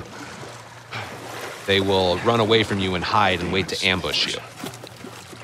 But the way this area works, there's nobody here right now. They won't spawn in until you either go for the generator to turn the power back on down here, get this key card, or go for the locked door. So we're gonna pick up the key card. There's stalkers spawned in right now. But because we're not looking at them and we never got near one, they're not moving. So there are stalkers right now, but because we didn't get near one and we never put the camera on them, they're not moving. So now, we're gonna start moving now. There's a bloater, but he hopped down to the first level, and there's a stalker right here, but we're just gonna get rid of him. We're gonna get a bottle before trying to leave. There's one right there. And sometimes there's a stalker that follows us, but we got lucky and there isn't. And the bloater's just showing up, but we're already out of here.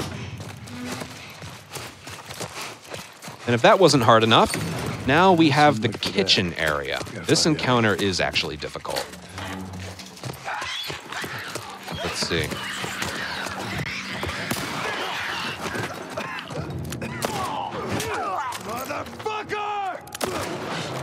That was weird. I've never ever seen that enemy hop over the thing here. He normally hangs back. And that one enemy, you want to body shot him because he has a helmet. If you hit the helmet... Count it, chat. If you... Count it. Oh yeah, I've never seen that before. Right, yep. I didn't get that at first. No, that enemy with the revolver and the helmet, I've never seen him leap over that thing before. Ever. Makes it more convenient because he's not shooting at you and it's a free shot. I wish he always did that. But yeah, the last What enemy. if there's like a line that you could like say if there's something that never happened before? I wish that would love.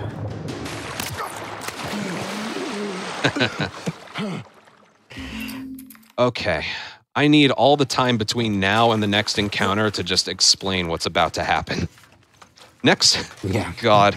Next encounter is a big one. It is the single hardest encounter in the entire run, and it is so by a lot. Okay? It's the financial district. And there are... I don't even know how many enemies. Let me think. 1, 2, 3, 4, 5, 6, 7, 8, 9, 10, 11, 12. I think there's 15 enemies. Tell me where to go. We're going to use 1 nail bomb Sounds right. and 1 Molotov, 2 rifle, and the remainder of our revolver to take them all out. And it's a nightmare because it never behaves the same way twice. I have spots where the enemies are supposed to be, but supposed to be isn't good enough in a speed Sure run. you can trust me with that? But it's the best we can get. This area is a nightmare. One thing I have to do, though, I have to, before I head into the next scene, I have to, I'm going to reload my revolver. Let's go.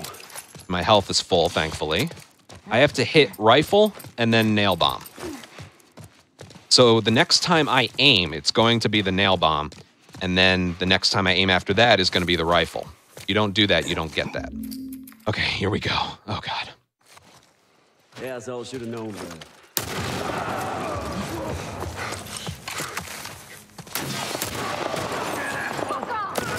Ellie killed one herself. That's very good. Oh, no. Yeah.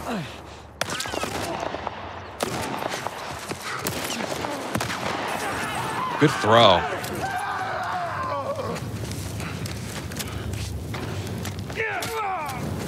I don't know. I think we're good. I don't know. Okay, that's good enough. Okay, we're All right, come on down. not doing well on health, but that was a first try financial, which I will take. That was nowhere near the fastest I've done that, but I also, you have to get a Molotov, the melee weapon, and a rag, which I did. So, yeah. Okay. Yeah, that's not an easy encounter.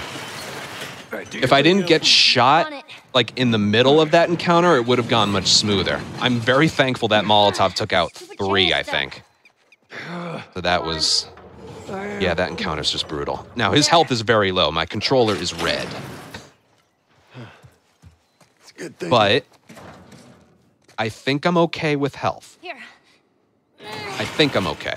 How many different colors are like on the controller health indicator, I guess? I think just green and red. I think. Green, yellow, red, and there might be orange. I can't remember. Yeah. I've never really paid too much attention to it. I remember in the original Last of Us on the DualShock, it did have a lot of different colors. I've never seen, maybe it's because I don't look. I don't know if I've recognized anything besides green and red on the remake. Can't really show it off. Damn, no food. But it's red right now, so he's hurting a lot right now. But I feel like I can do this next encounter without having to heal. That is a risk, but I think I can do it. I think I can go the rest of Pittsburgh without having to heal. Bushshot's saying that orange is pretty real, so. I know. It's just... 11 revolver's very good. A lot of pistol as well. Good. All right, right here. Enter the door and then swap to pistol and arrows. I was sure they made it out of the city. Now I need to You have to wait until he turns his head back around before you sprint at him, because that guy has a shotgun. So he looks right, that's when you start moving forward, and then when he turns his head back around, that's when you start sprinting. All right, it's not just that one financial fight that makes Financial District overall difficult. This is another very difficult encounter. There's 7 enemies, 3 of which are in the building to my right. We're going to kill these enemies out here, and then we're going to get alerted to lure them out.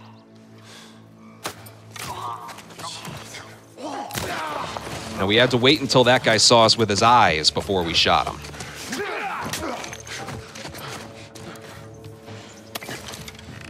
Okay. Good. Oh, no. I messed up. I messed up. Oh, Ellie killed him. I don't know where this guy's going. I'm improvising right now.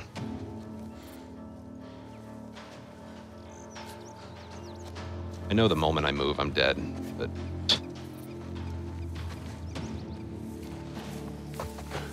Where'd you go?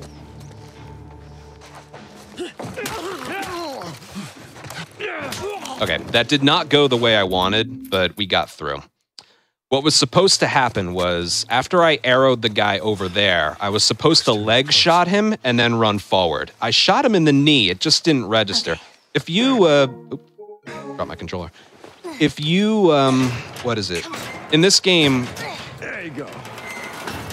Yeah, I'm pretty sure it applies to infected as well. If you shoot them below the knee, you'll shoot them in the leg, and then they drop to their knees in like ow.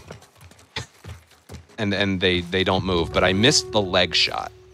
So, yeah, I had to improvise there. Let's go through the alley. Okay, now for the turret, the military turret. Stop sprinting. Sprint, leap, crouch. Throw the smoke. Now, what's interesting, the smoke bomb is actually touching the military truck. So it won't move and it won't shoot. But then by the time we get around this corner is when it, like, starts firing again. I'm gonna bottle him, get the bottle over there. And we're gonna go over here. Oh my. Make it. Thank you. We had to run towards that enemy. Otherwise, the truck would have, it would have hit us once. I remember before, like, a big patch came out, Joel used to get tired sprint right here, and the turret was more accurate with its shots. It was so difficult. They had to patch it so Joel never got tired sprint in this one area, and the turret was a little bit more inaccurate, which makes this area a little more doable. They can't see us. Also, yes, Joel has bow wings right now. If you swap to the bow and then enter like some kind of animation like this, like the shimmying along the ledge thing, you get like a little visual bug with the bow. Very entertaining. Looks like he has wings. Okay. Yeah, the military truck part is probably the most consistent part of Financial District, and I had that tripwire part of Financial under control. I just missed one shot, and that's all it took to make the ending become undone a little bit. Thankfully, Ellie actually killed one of the enemies by herself, and I'm only now just realizing I didn't get... Those enemies drop alcohol, which I didn't pick up, but I can replenish that in the sewers. Yeah. Okay, so who's this guy? So yeah, we get through that section. Back at Financial, Ellie and Joel had a little bit of a moment where Ellie's been insistent that she gets to help and that she should have a gun, and Joel's been shooting it down. But Joel entrusted her a bit. There was a rifle, so he let her play sniper to assist him through the fight, and then at the end of the fight, he gives her a small pistol from one of the guys they killed, and showing that, you know, I'm starting to trust you, and yeah, you should be able to defend yourself. But we get here, and we encounter this gentleman who ambushes us because he hears us coming, but... Sorry, real quick. Ends up seeing... This is my favorite strategy. Watch this. Yeah. What'd you find? Smoke bomb through the window, gets all three of them. Boom, boom, boom. My favorite strat. Nice, I've actually not seen that strat yet. I love it. Okay, and then two more enemies up here because we got alerted they're gonna run out of here. Got him. Hopefully this guy doesn't aim at me. He is not. That was a perfectly performed fight. Henry, where are you? Come on, a little further.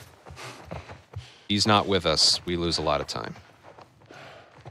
So, through this door, restart checkpoint. You sure he's safe? And then Ellie and Sam are right next to us, which is even more important. Where'd you get that? Okay, yeah, Henry and Sam. I miss it now. So yeah, Henry, he attacks Joel coming through the window, but then it's noticed like, hey, Joel's with a kid. Henry has a kid. We're obviously not part of the group that's going around and killing everyone in Pittsburgh. So we have a little chat and decide to kind of team up to help each other get out of town. Henry had been with a group that came to town to look for supplies that got mowed down by a bunch of these people, and they had a rendezvous point just outside the city that they were going to meet up. So Henry's trying to get out there, and we need to get on out as well. So we're going to assist each other in getting out of the city limits. Yep, and there's just one more blockade for them before getting out, and there's enemies outside that are guarding it. So they wait till nighttime to wait until it's basically a skeleton crew. That's who we're going to be dealing with. Remember, I'm one hit away from dying, but I should be okay. Famous last words. But, okay, we're going to start out stealthy and then go loud. Let's try to take him out quietly. Hey, I'll follow your lead. All right.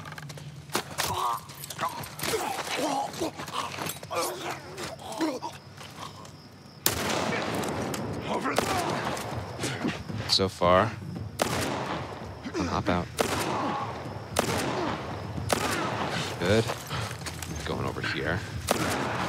That's the fight. Very nice.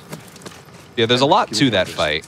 You want to wait until Henry gets behind that one person before you arrow him, because otherwise he won't choke him out. And then you go rifle and then revolver on the guy on the bottom, and then you just clip the guys that are each coming out of the window up top. And you save the one at the searchlight for last because he's not aggressive. Watch my back. Copy. Oh, no. Henry takes care of him. And then they abandon us because they can't... Henry and Sam get up top there to escape, but they can't get us. So we got to cut through here. And there's this area is a bar. Same one from Uncharted 3. And we're gonna get out of here. One Molotov hopefully kills 3. Let's see how it goes.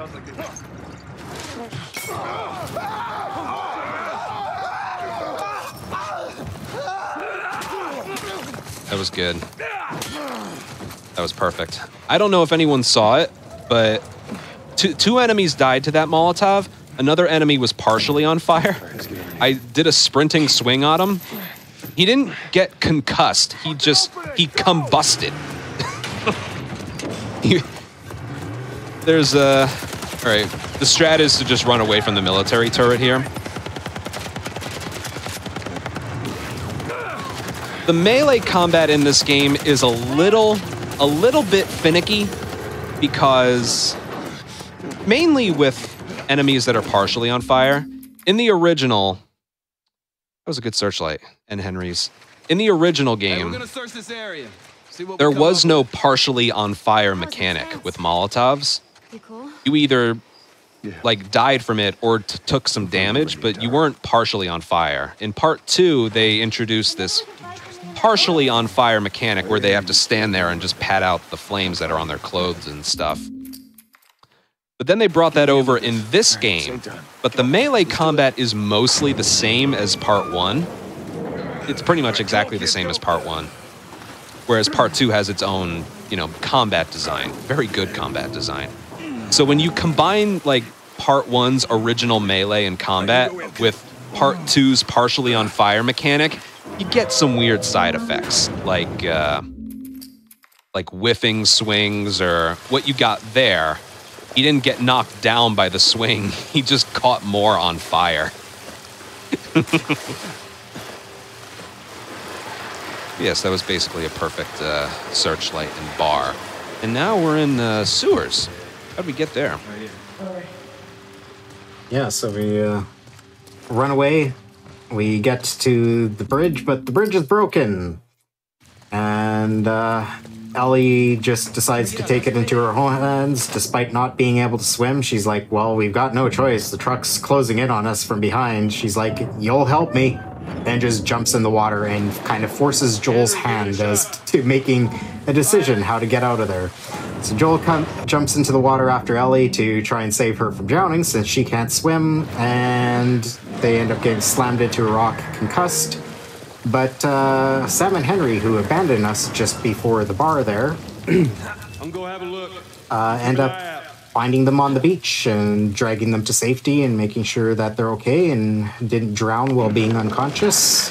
And we've met up with them again, and we're going back to the original plan to go to that rendezvous point, which should be on the other side of these sewers. And it appears the best way to get there is just going straight through them. Yep. But just because we're in a sewer level with no enemies, that doesn't mean there's no speed tech here. So right there, what we did was we opened the door that some clickers were behind, and we got alerted by them. That's going to give us sprint all the way until the next group of enemies. So it saves some time later. And this upcoming fight, there's 2 fights. There's one with 3 runners and a clicker, and then another with 2 clickers and a bunch of stalkers. And then the ending with an endless supply of infected. Save that for later, but yeah, this encounter we're gonna use what is it? 2 shotgun shells, and hopefully there was some collateral with the shotgun that injures some more on the back. And we're gonna pick up any ammo they drop. Because I have more than 3 revolver bullets, they're not gonna drop revolver. These infected are capable of dropping revolver and pistol. And a shorty if you have it picked up, but we don't. So, the only drop we're looking for here is pistol. We're gonna get this one out of our way. I messed up the leap there. Let's see if this goes well. That's okay. Ooh. Pretty good. All right, they didn't drop anything, which isn't a problem yet. We just need 1 drop of pistol somewhere between now and the end of Dam to be able to do like the ranch fight properly, which is what we're thinking about right now. Henry, see if we can lift this. Yeah, that was pretty good. I couldn't like leap over that one little table in the middle there, or a bunch of crates. This is awkward. And got me a little bit late to my spot, but that was still pretty good. Thankfully, my second shotgun shell that I fired injured a bunch in the back, so that made it work. Henry, we gotta fucking move! You keep him safe! All right, this encounter, it's dealing with stalkers again. So it's a little but, you know, we have stuff that works. See if it works. And there's a big reason we didn't get rid of our brick in the sewers. Here we go. We're going to get spotted. There's one right here. We're going to bash him over the head once. Kill these 2 clickers. And then triangle prompt is waiting for us right here. And I picked up 2 different things of half alcohol to give us the whole alcohol that we need for later. Now let's see if we're getting followed.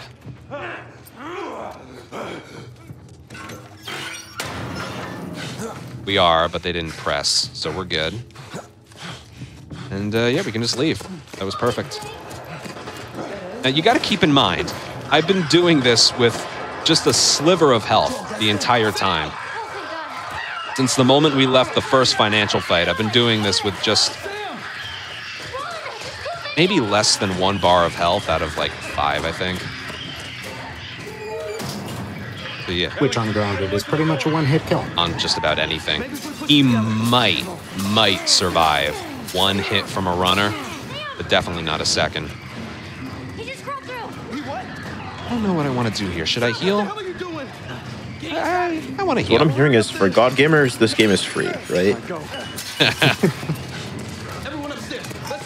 Okay, so I did use one of my med kits here. And I usually save it for this area, too. You just have to have, what are you at? Like 10,000 hours in the series? I think it's more. There's no way to tell, because I do my runs with the console's Wi-Fi turned off, just so there's no interruptions. But it doesn't track your hours when you do that. So I have no way of knowing. The original Last of Us has been stuck at 8,000 hours for like 3 years. Here, give me a boost. I can get through that window. And this game still has me at 133 hours. I think I put that much time into it like the last 2 weeks, let alone 2 years. So, I don't know. Okay, this area. I decided to heal here. I like having full health for sniper anyway. I just didn't want to die here. This fight's chaotic. It's an endless supply of runners and clickers until Ellie and Sam can open the door. So we're going to use the brick we have in our hands to make this go a little bit smoother. Now, the moment we kill one, the game's going to replace it immediately.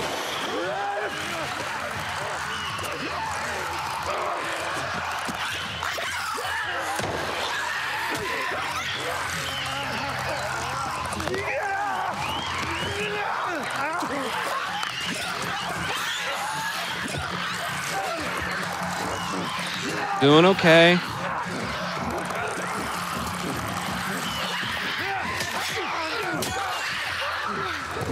Took a couple hits. Get us out of here. Just get us out of here. Okay, we're good. Yeah, that's heart pounding.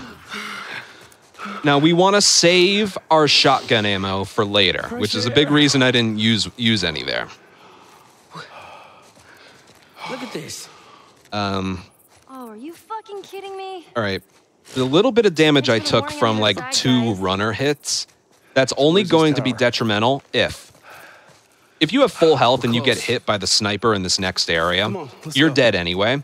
But there's one enemy with a normal hunting rifle on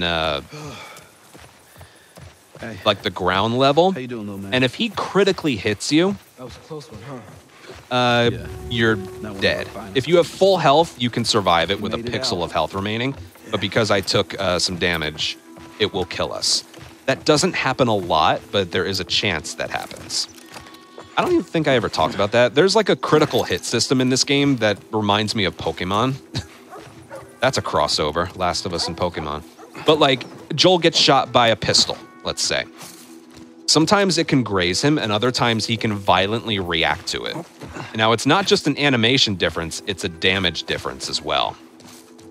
So I describe that as like a critical hit. So if Joel gets shot by a rifle here, he can survive it as long as it's not a critical hit. Fucking sniper. Did you see where it came from? Okay, now the strat I'm about to do here is going to be the scariest thing you've ever seen. But it works Before you start, I need you guys 99% of the time. I'm going to run out into the open and sprint towards the sniper briefly before taking cover again. Be careful. Miss and miss. Good. That would have been a death on the original. Yes, it would have. Okay. Here we go. I'm going to get the shotgun and brick in my hand. I'm going to run through here. Oh, there's the sniper guy. Does that guy have a shotgun? What's happening? I think I'm dead. I see you! Dead asshole! Go, go, go, go, go! Oh, I made it. That was such improv. Dare I say? No, I think I've seen that before, but hopping out of that building and seeing only a guy with a rifle and a guy with a shotgun, I don't know if I've seen that. Oh, man. And you're kind of on the clock there, because the moment you hop out of that first building, the enemies guarding the house spawn in. So you want to spend a little bit of time to get them to come out of the house, but not too long. Oh, man. All right, we're up here, and target practice. For the most part. Ooh, got him, nice. That was perfect. Is this sniping section as exact in terms of order of execution in that as the original was? No, the strats are different. Like right there, I had to wait. Hold on. It's actually really tough.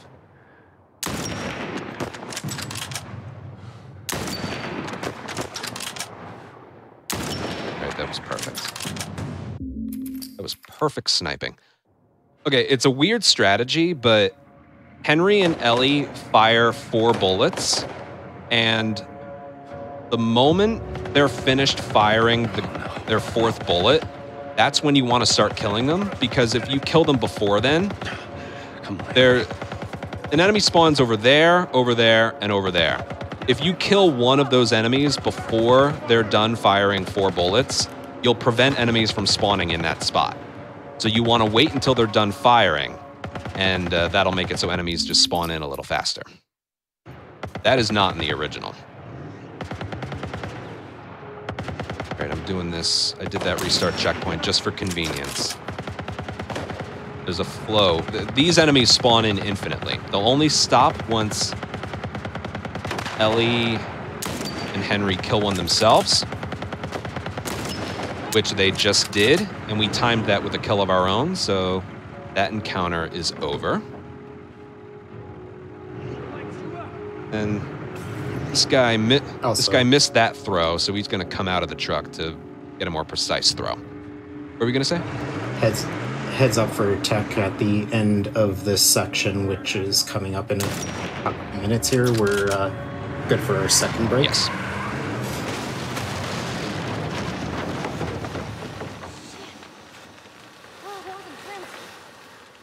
All right, I'm going to start clearing some windows here because there's a difficult strategy that we have to do. Look at this. Oh, all right. We did it.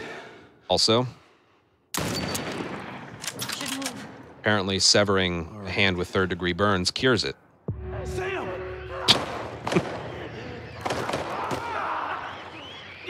Little oversight there. Okay, we have to get 4 Some consecutive sacrifices kills. just have to be made. Are you okay? Yeah, I'm fine. You sure? 1, 2, 3. Come on. Hurry up. 4, and we should be good. Beautiful. If I missed one of those shots and didn't do it as quickly as I did, 20 seconds would have been added onto the encounter. I don't know why that's a thing, but it is. And hold on just a moment. Something pops back up on the screen.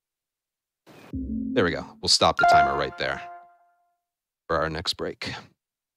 Okay, perfect. Yeah. We'll be back in just a few minutes. Before we head off, I just want to mention to everyone in the Twitch chat right now, you can go to Discord. Discord. Whatever. You can join the... I forgot the link, but you can join the official GDQ Discord. There's Hotfix channels in there. You can get going live announcements for the GDQ channel, all of that good stuff. If you like watching mainline GDQs, if you like watching Fatales, EBAF, all of that stuff, or if you just like watching Hotfix in general, feel free to join the GDQ Discord. It is a great time in there. You can chat with other people who enjoy watching GDQ, other people who enjoy watching Hotfix, all of that. But we'll be back in just a few minutes with more The Last of Us.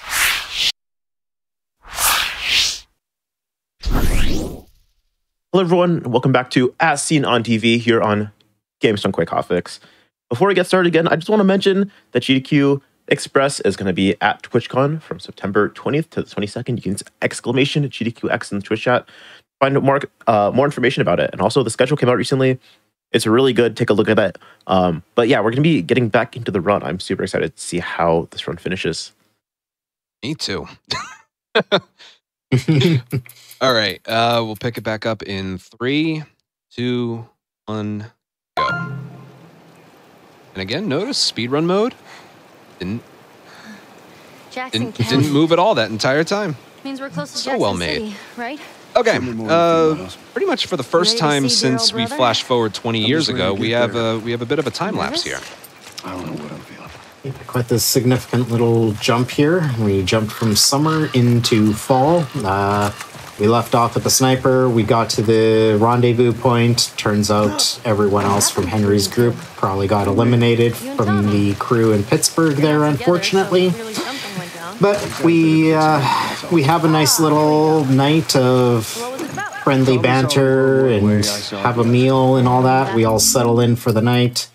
Ellie has a bit of a heart-to-heart with Sam, where after she leaves the room, he kind of reveals something went down at the very end of the encounter in the street there when they got attacked after the truck crashed.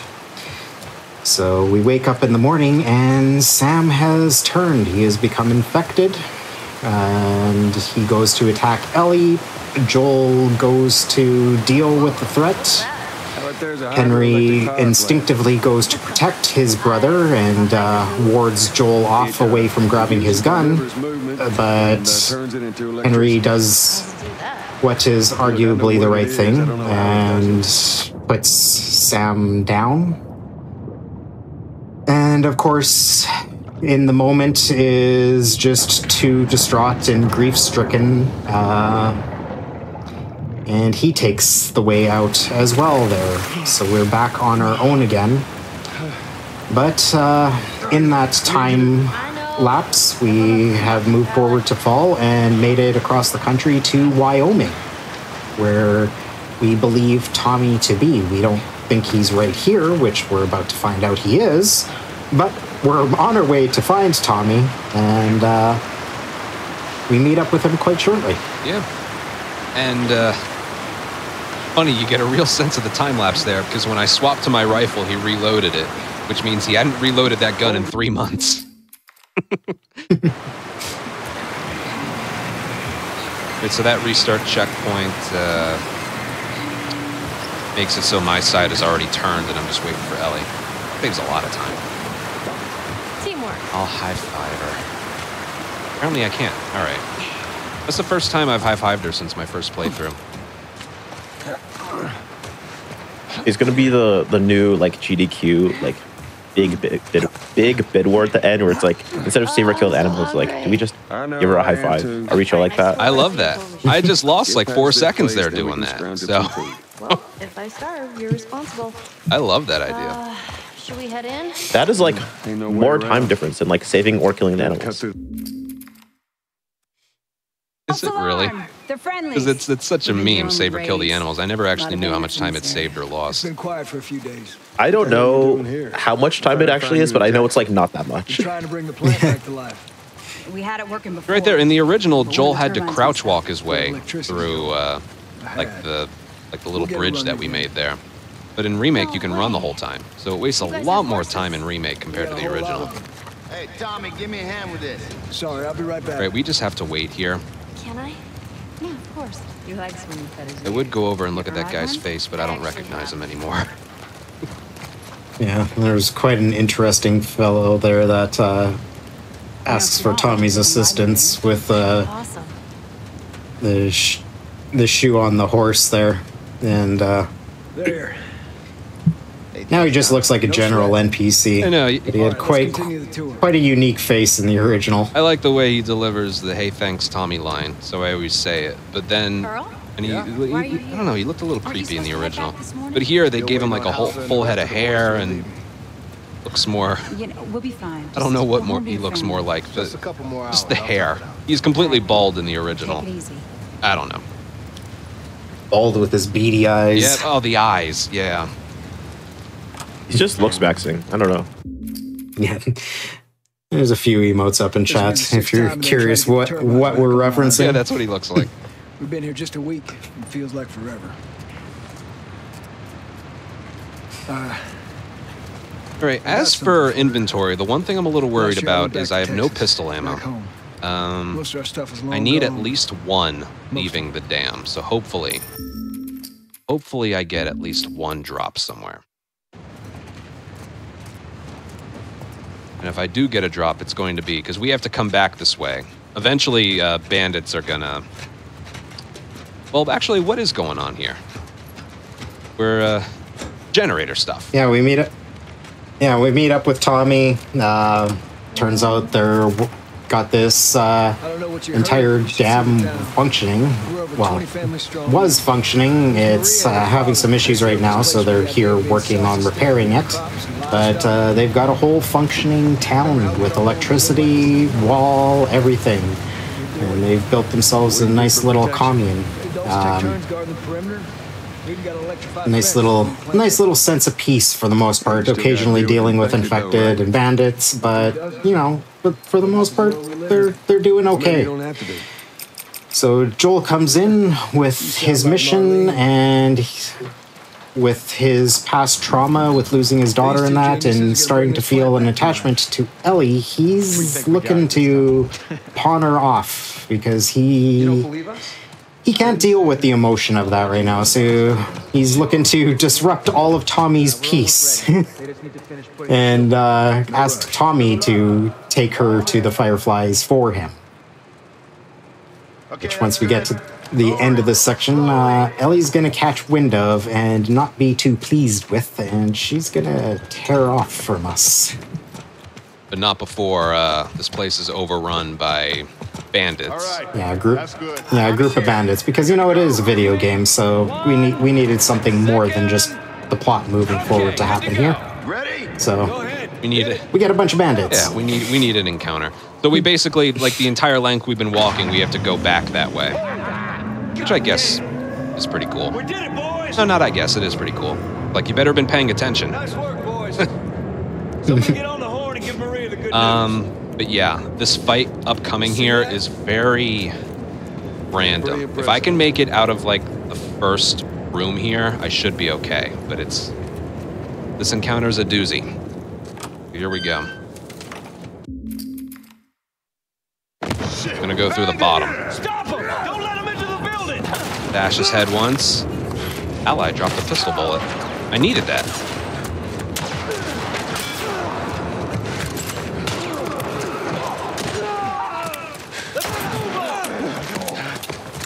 Okay, where's this guy?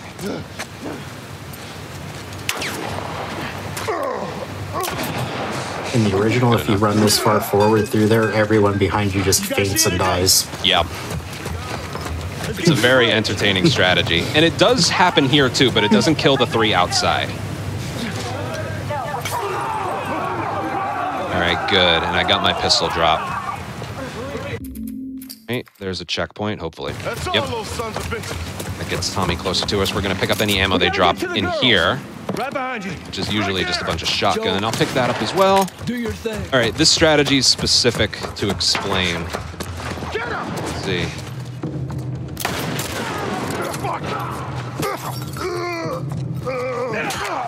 Oh God, no. I'm gonna wait. I'm just gonna wait. He was peeking. That guy has a shotgun. Oh, I didn't want to have to redo that. Good.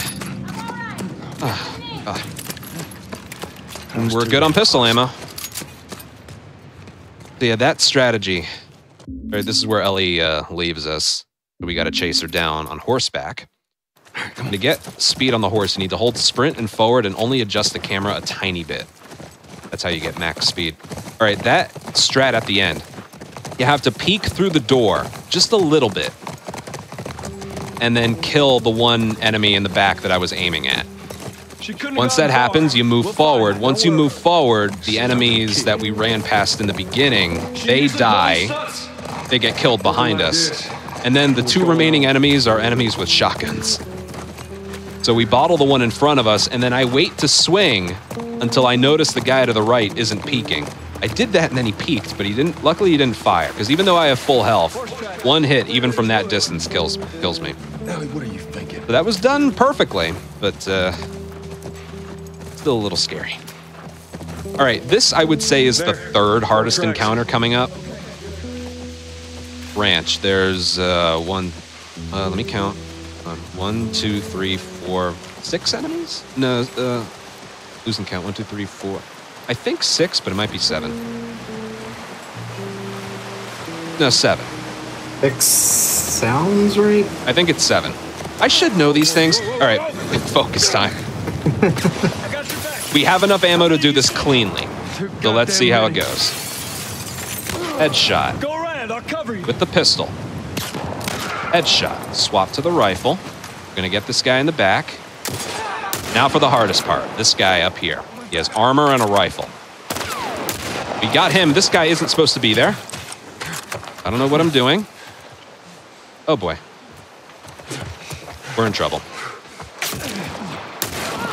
Yes, we are in trouble here. He was not supposed to be here. One more. One more. Come on. Do I have enough? Do I have another? All right, I do. Okay. That was not supposed to be done like that. I wish I could have shown that off better.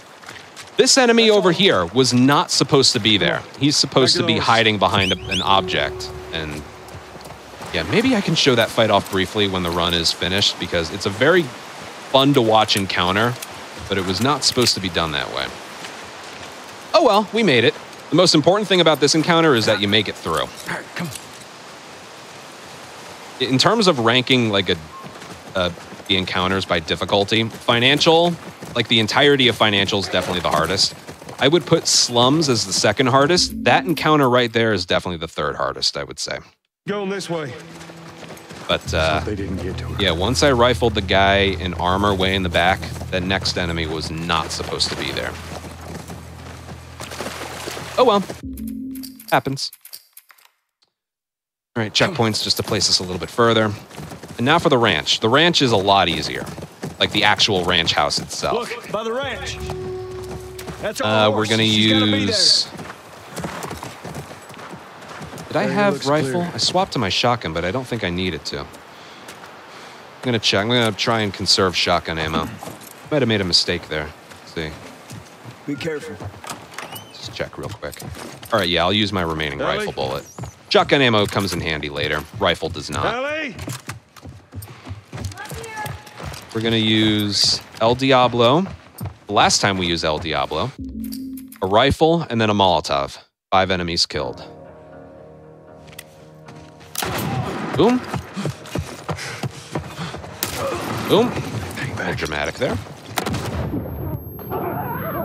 3 dead there, and that's it. Pick up anything they drop just in case, you never know. Swap to the shotgun and the shorty.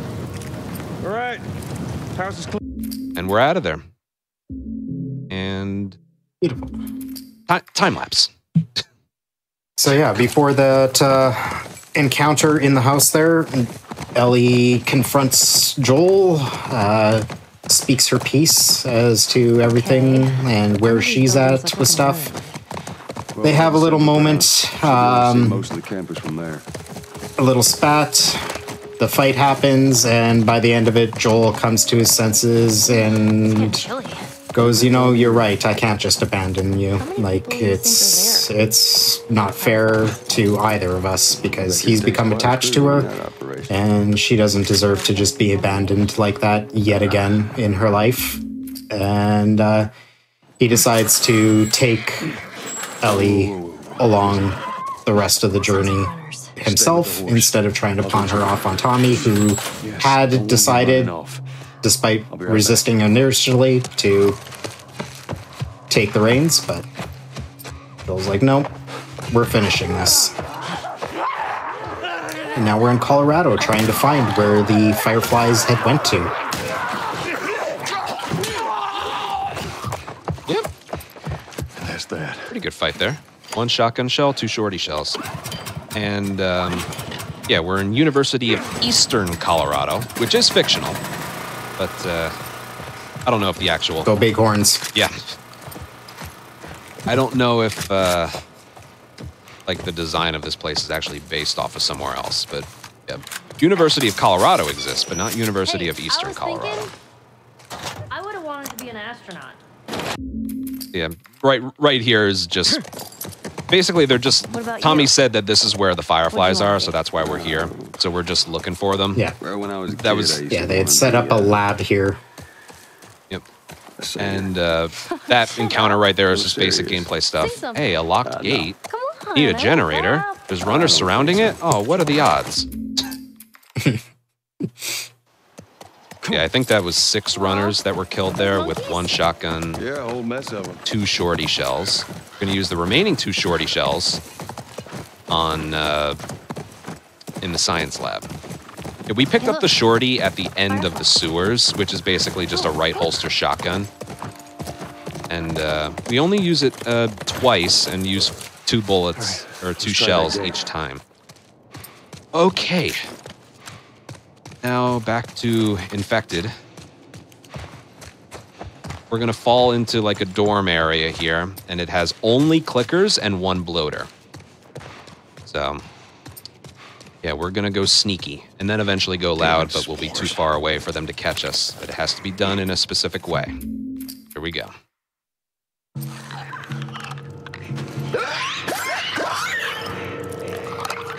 Very slow, very quiet.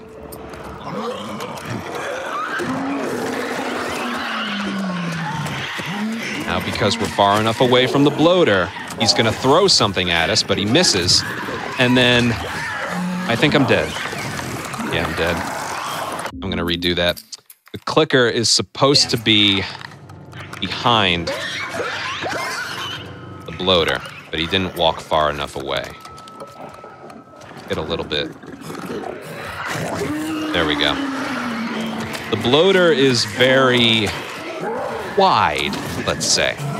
So he moves forward, and then the clickers are being blocked by him. See that?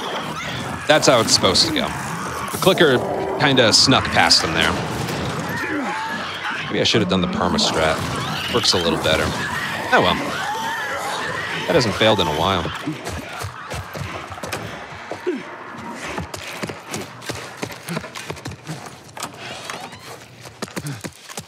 Oh yeah, there's a piece of missing floor texture, and you can see through the map on that upper floor. I don't think I've ever shown you that one, Ed. I didn't know that. Yeah, there's like a tiny little corner by one of the walls. And it's just like, you can see right through the map. I do remember on the PC version, right before you fall in that hole, it's like unloaded up until the point where you like finally get on top of it. I don't think we mentioned that yet. This is also available on PC. Let's try the gate. However, it's there were some issues with that port. Straight up, it's just not a very good port, unfortunately. Even with like all the updates later, it's just wasn't very well done. In theory, any PC port that happens of a console game is usually the better version. Or just the PC version of a console game is the better version. Not in this case. No, I don't think so. Why would they have infected so close to the lab? Fortunately. Well, Bill used them as a form of defense. Very susceptible to crashes and just the frame dips and stuff. But I don't use mouse and keyboard anyway, so it don't matter. Okay. I can't remember the last time that part failed for me. Anyway. I feel better when Science Lab goes well. Which is right where we're headed. This is where we think fireflies are, but so far it's been abandoned. Yeah, we get in here and we see that there's a bunch of their gear. They definitely were here, but they've long since left.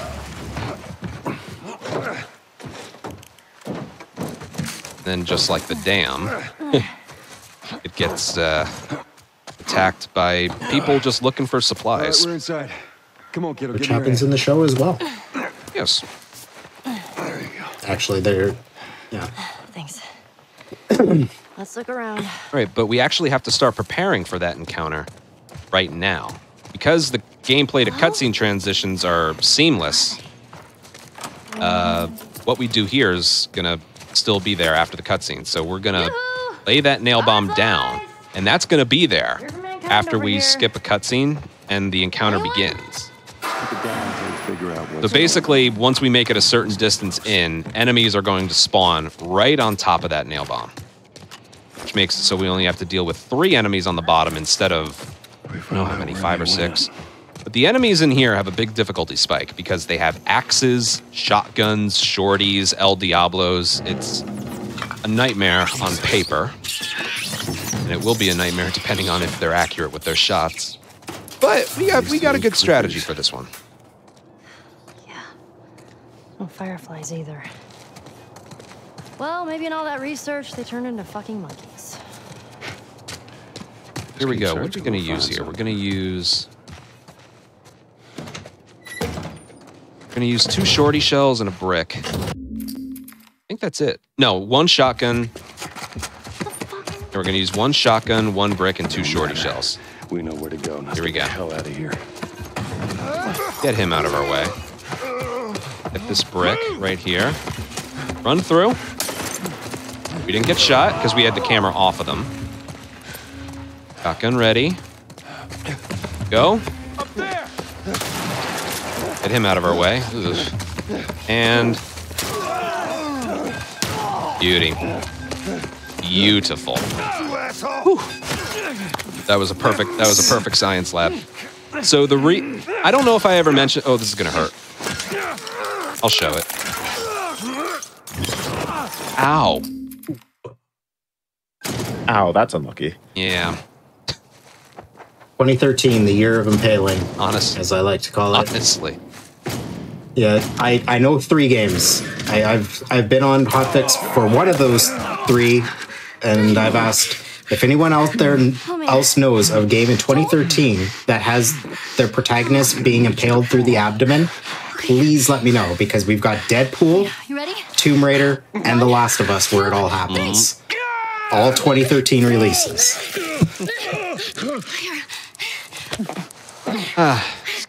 But yeah, Joel's okay, but he's not okay. He's gonna tough it out until we make it outside.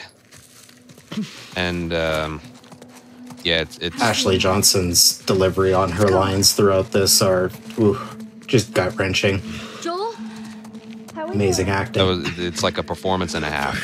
So good. Can you handle the window?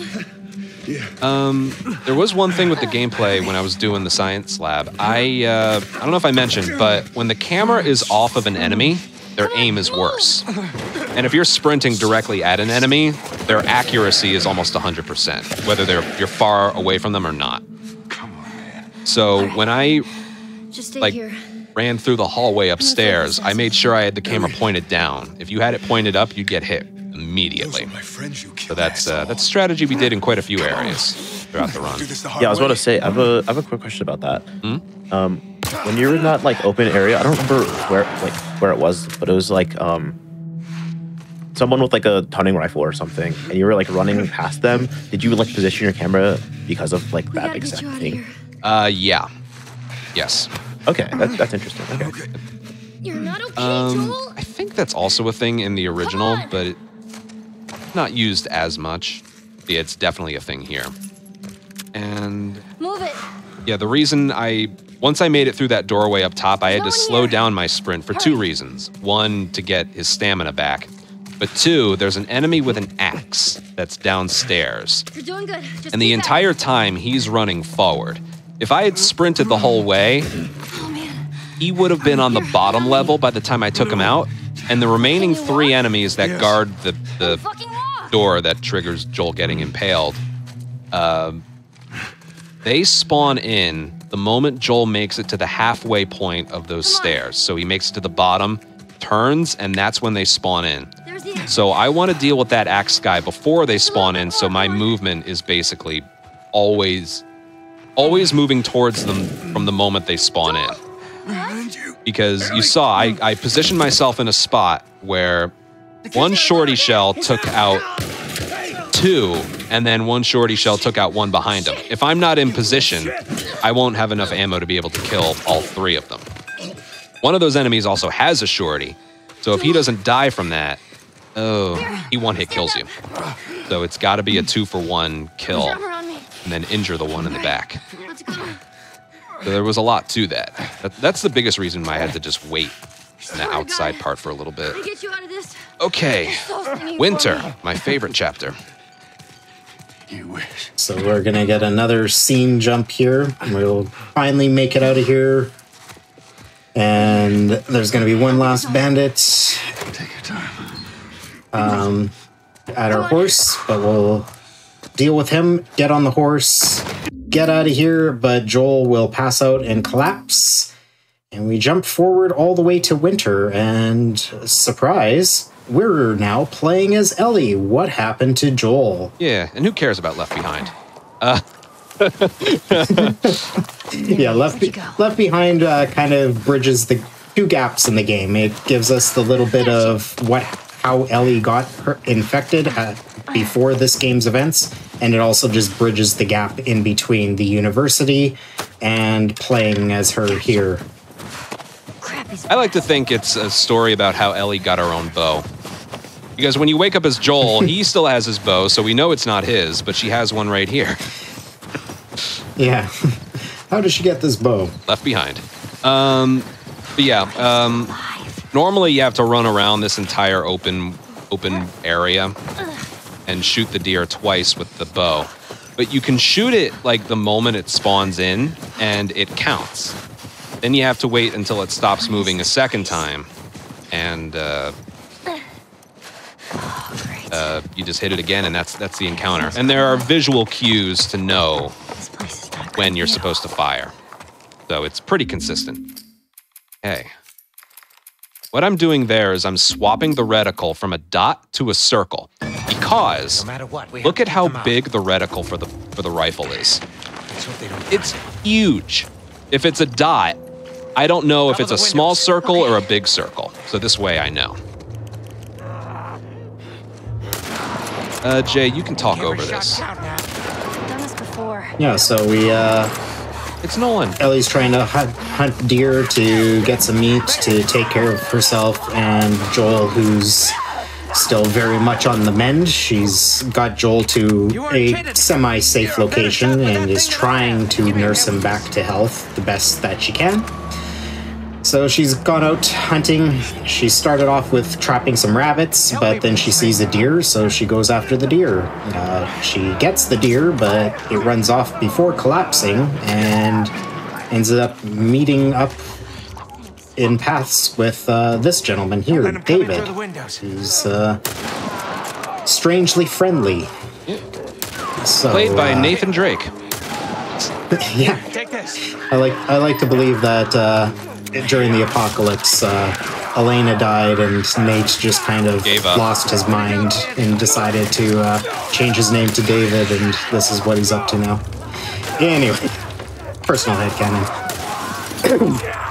So yeah, we meet up with David, but she's like, well, I'll trade you the some deer meat for some antibiotics, some medicine.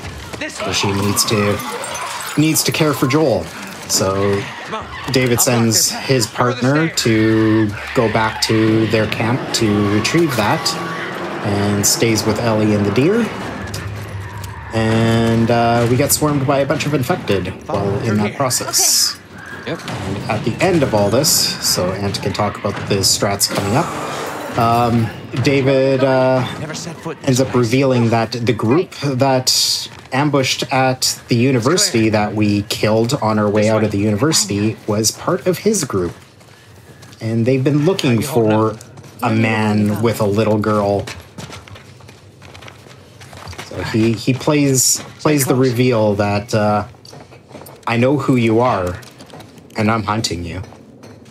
But he wants Joel, so he doesn't actually make a move on Ellie. He lets her go because he wants her to take them to Joel. Pretty much, but right now they're working together just to survive, and Ellie doesn't know that he's against her.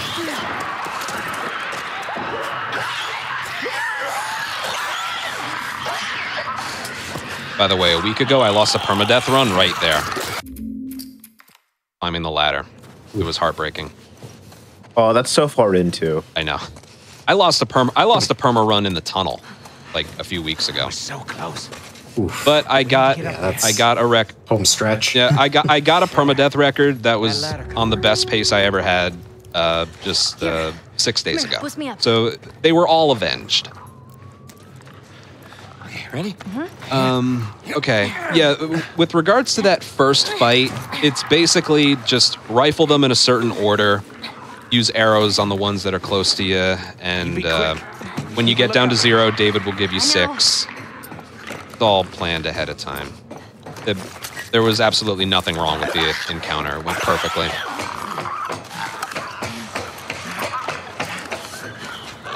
And yeah, you want to end the first encounter with 0 bullets, because then David will give you 3. He didn't physically give them to you, but they're teleported in your pocket, because when David is trying to like put a barricade there, a clicker does try and get you. You need to injure it.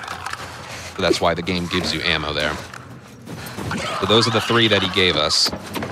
Okay, now we're gonna do 2 things to make the start of this next encounter faster. We're gonna time a triangle prompt here. Yeah, no shit. Right there, while Ellie's saying, yeah, no shit. That skips a conversation between the 2 of them. And as long as we don't pick anything up, it's weird. From the moment you hit triangle on the dialogue, if you pick something up, the game will spawn the first wave of infected right here 1 second later per pickup. It's strange, I don't know why that's a thing, but it is. So we're gonna save the picking of crafting ingredients until later. And right here, the strategy is, as long as you're at 1 or less, every single enemy you kill with a rifle, the enemies are going to drop 1. So it's basically, use it, pick up the drop, use it again, pick up the drop, use it, pick up the drop. Every single one's gonna do that. Now you can't farm those drops. If there's one on the ground that needs to be picked up, they're gonna stop dropping them. So you... Oh, that's a drop of 3. Good.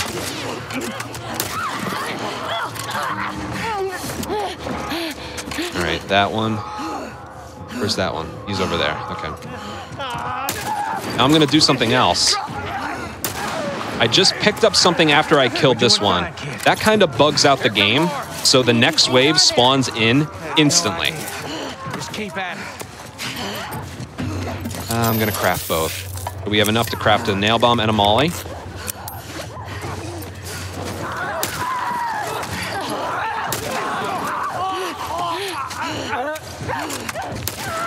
Good. All right, we're good. Don't shoot that one. Don't shoot it. Thank you. Okay, now we're gonna set up for the bloater. They keep dropping ammo. We keep picking it up and reloading. Here we go. We're gonna nail bomb the top.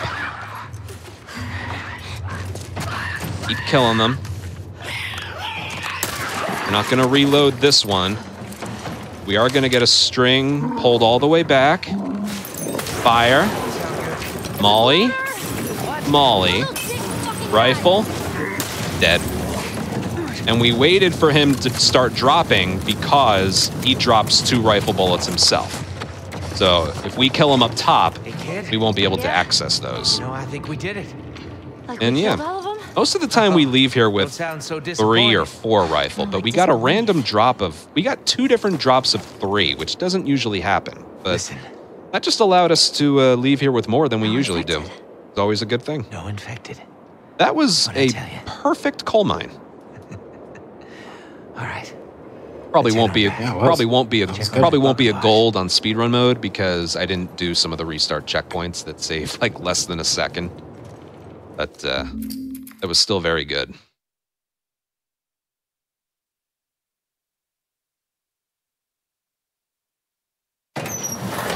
So now we're on the... Ellie ends up... Go ahead.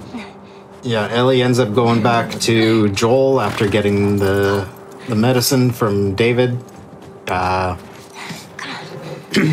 Which, of course, leads David's men to where he's being kept. They don't know the exact house, though, since there's many houses in the area. They just know that this is the area she went to. So she hears them closing in and decides to leave to try and draw them away from the house. These guys really want me dead. Yep, and the steering here is a little awkward, but just want to avoid the people. And if you mash sprint right there, you'll like run over those enemies instead of them.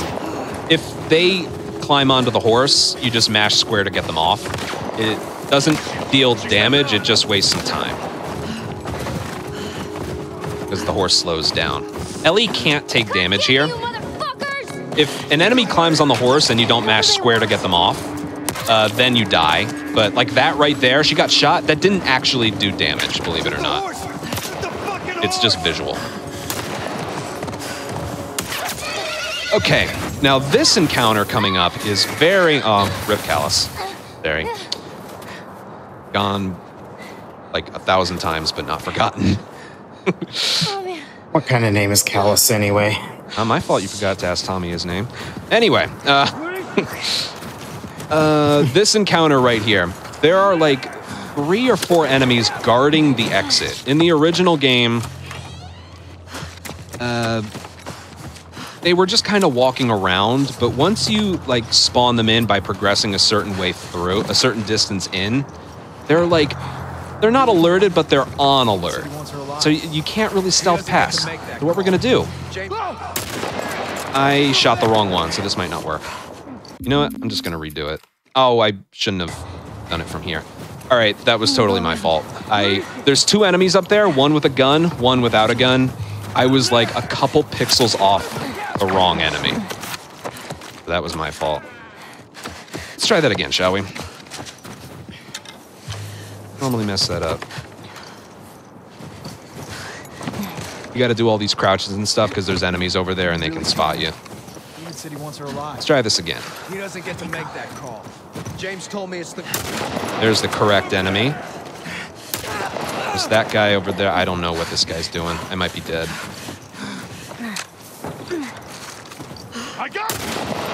All right. I'm just going. That was some improv right there. None of this went as it was supposed to, but we should be okay. There we go. Grabbed a quick bottle before we left. All right. That was my fault in the first try.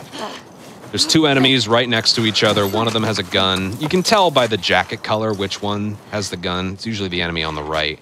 But I was just a little bit aiming too far to the left. They're really far away.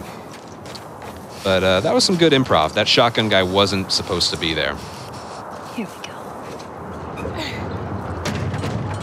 All right, now for the lodge. There's a big lodge over here. It's actually pretty easy.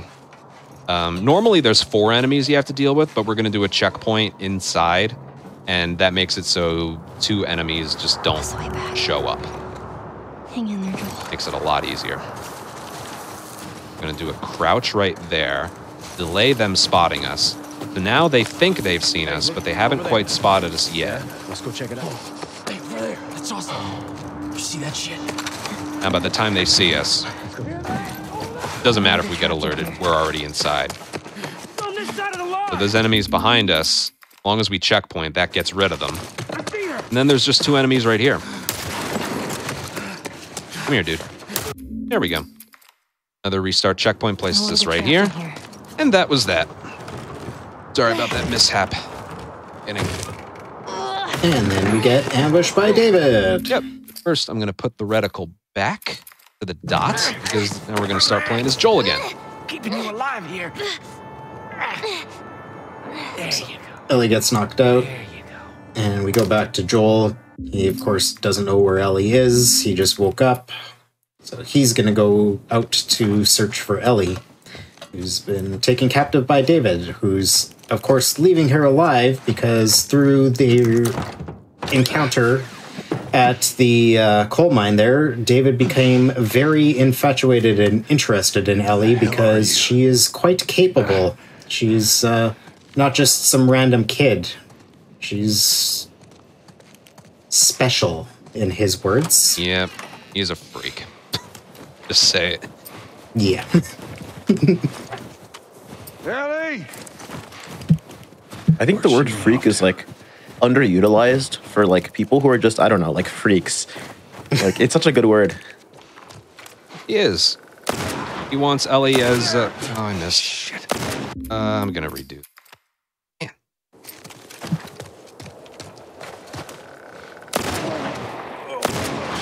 Shit. That's better. Where is she? One way or another, you gotta tell me!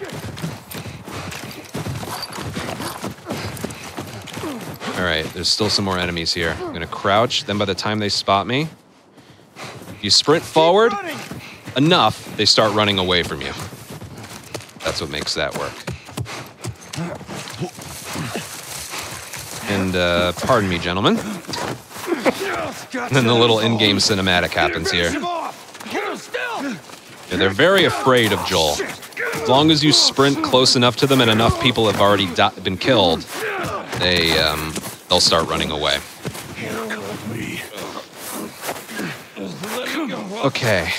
Joel's gonna interrogate this guy to find out where Ellie is, and then we cut back to Ellie, who has escaped from David. What the fuck is wrong with these people? Partially. Yep. Now, what's interesting about... She's still in his town. Yep. I need a gun. This is my town, like he says. What's interesting about these enemies that are looking for, they all have revolvers because it's more of a gameplay thing. Ellie can, like, only have a revolver in this part. Can't have a pistol or anything else. So that way, if I do kill one and get their gun, like, that's the only gun she can have in this area. So every enemy has a revolver. I wish they had a pistol, because then it wouldn't deal as much damage. Yeah, all these strats are done specifically. Gonna keep going. Haven't taken damage yet, so I'm gonna do the restart checkpoint strat here. This next, that part is consistent and very easy. This part is not. It's a little bit easier from a restart checkpoint, so that's what I'm gonna do. Unfortunately, it involves an alert. And she usually gets hit. There it is. As long as that doesn't happen again, she's good. And yeah, she's good. Should be clear. Good. Okay, now we're gonna fight David. And like I've mentioned a couple times, the encounter is free, but notice how, I'm sure you were wondering, like, oh, there's enemies in your way. Why didn't you just use a bottle? Because we did pick up one. We're able to use a bottle in this encounter. On the very light difficulty, there are bricks and bottles scattered around here. But on grounded mode, of course, there's nothing. But you're allowed to use the one that you brought in. So we're gonna save that for the most unpredictable part of the encounter, which is phase 3. We have to get behind him and stab him 3 times. There's one. Listen right here. It's a little bug, listen. He shot her. Good, kid. It's a bug that they, I don't know. He didn't actually shoot her, it's just a bitch. But get behind this thing real quick. We'll turn around and then we go for the stab again. And then, bottle, stab. As long as you know what you're doing and your inputs are correct, it is a very easy encounter. We go from an easy encounter, this is probably, I would say, one of the most difficult encounters in winter. I'd say slightly more difficult than right after Callus dies, because the blizzard effects are very good here. Those watching, you're probably not going to be able to see the faraway enemies. Let's see.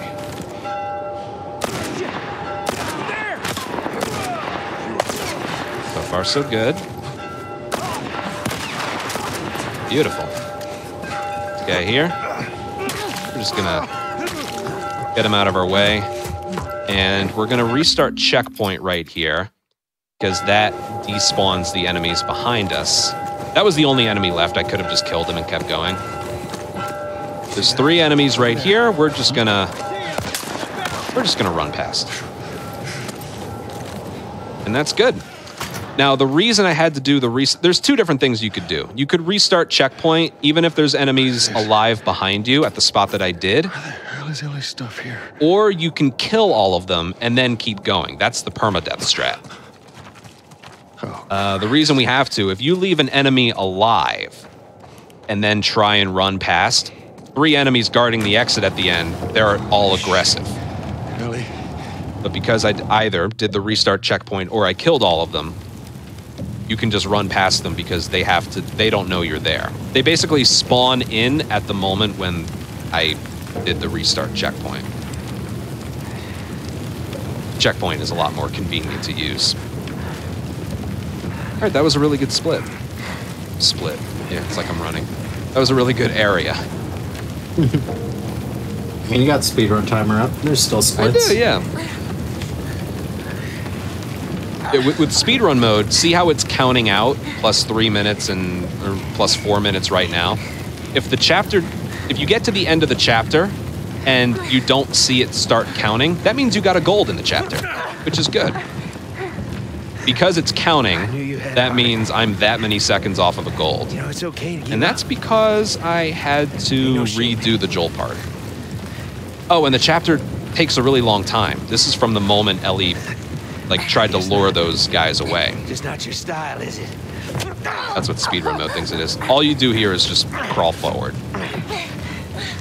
And I'd love to show you. I'd love to hold forward and hit your prompt. Yep, I'd love to show you this cutscene because she just hacks them to pieces with a machete. But it's a cutscene, so. You have no idea what I'm capable of.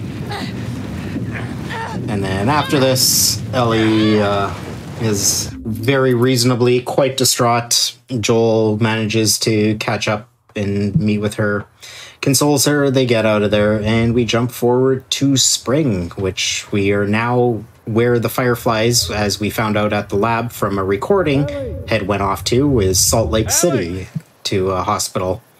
So we have jumped forward to spring, and we are at Salt Lake City. This is where we get off. Let's go, kiddo. Yes, we are. Has Joel reloaded any of his guns in the last 3 months? Nope. Feel that breeze, huh? I love it. I just try and reload, and if he does, it's like, he just went 3 months without reloading. Yeah, once we're done with this whole thing, I'm gonna teach you how to play guitar. Or you just very coincidentally found ammo and used the exact same amount right before you got control again. That's true. Very he just true. loves inconveniencing the player so much.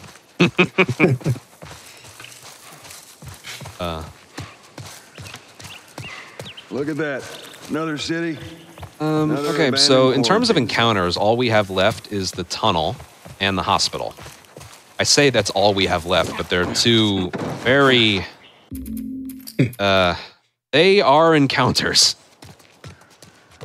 Tunnel has... They are encounters indeed. Tunnel has 3 bloaters, I don't know how many clickers, and probably, I'm going to guess, like 8 runners. It's we could use that ladder. Brutal. And the original game had a great strategy. We would sprint to the end, smoke bomb one of the bloaters, all the infected would run into the smoke, and then you could just hit triangle on the ledge because the smoke bomb disables the infected being infected, basically. Ladder. But that doesn't work here. So we go stealthy the entire time, but we still go fast. We do it stealthy but quickly. So all we use in the tunnel is an arrow, which is optional, and bricks and bottles. That rag should give us enough for a Molotov. Let's swap to the pistol and the bow here. I've still been picking up supplements, and it's enough to upgrade healing speed in case we need to use it in the hospital.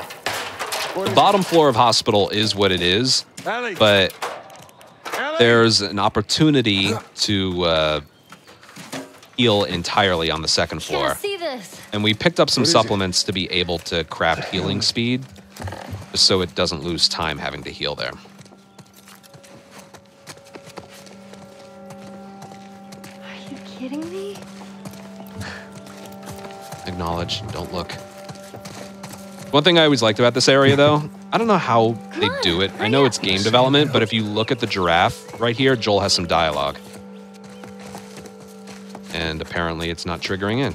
Great, I just had to talk, didn't I? Just has to prove you're wrong. Exactly. He said if you just keep running forward, he has nothing. But if you look at the giraffe right there, he goes, "What in the Sam hell?" And then it's like a big reveal later, like, "Oh, it's a giraffe that we can pet." But like that even carries over all the way from 2013 in the original. Like if you as the player didn't not have an opportunity to see the giraffe because you were looking at other things, Joel's kind of just like, "What is Ellie freaking out about?" But if you've looked at the giraffe, he'll acknowledge, like, "Wait, what?"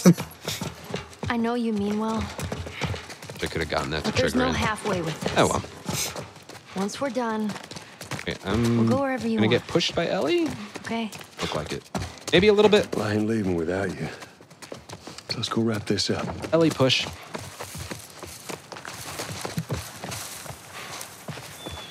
Doesn't have the same ring to it as Tommy place Push in takes me the back. intro, How so? the original. But That was right after everything went down.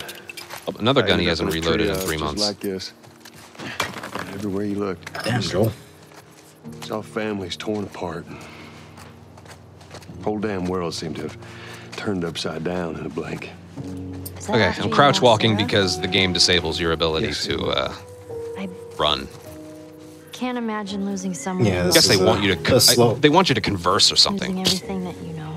Yeah, this is a slow walk. I'm sorry, He Joel. finally opens up to Ellie a bit more on his past and everything before the final stretch here to Ellie. So it's kind of a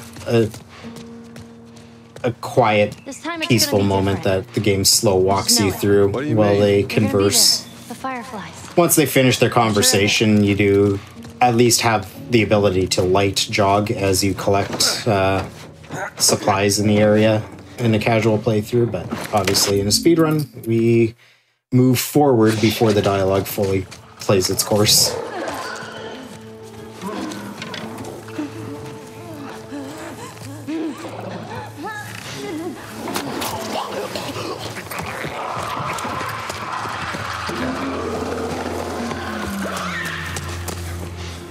Holy shit. Got an audio bug there.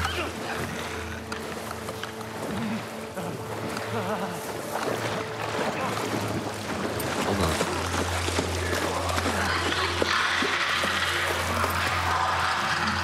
Stay back. This is all very specifically done. I'll explain it after we're done.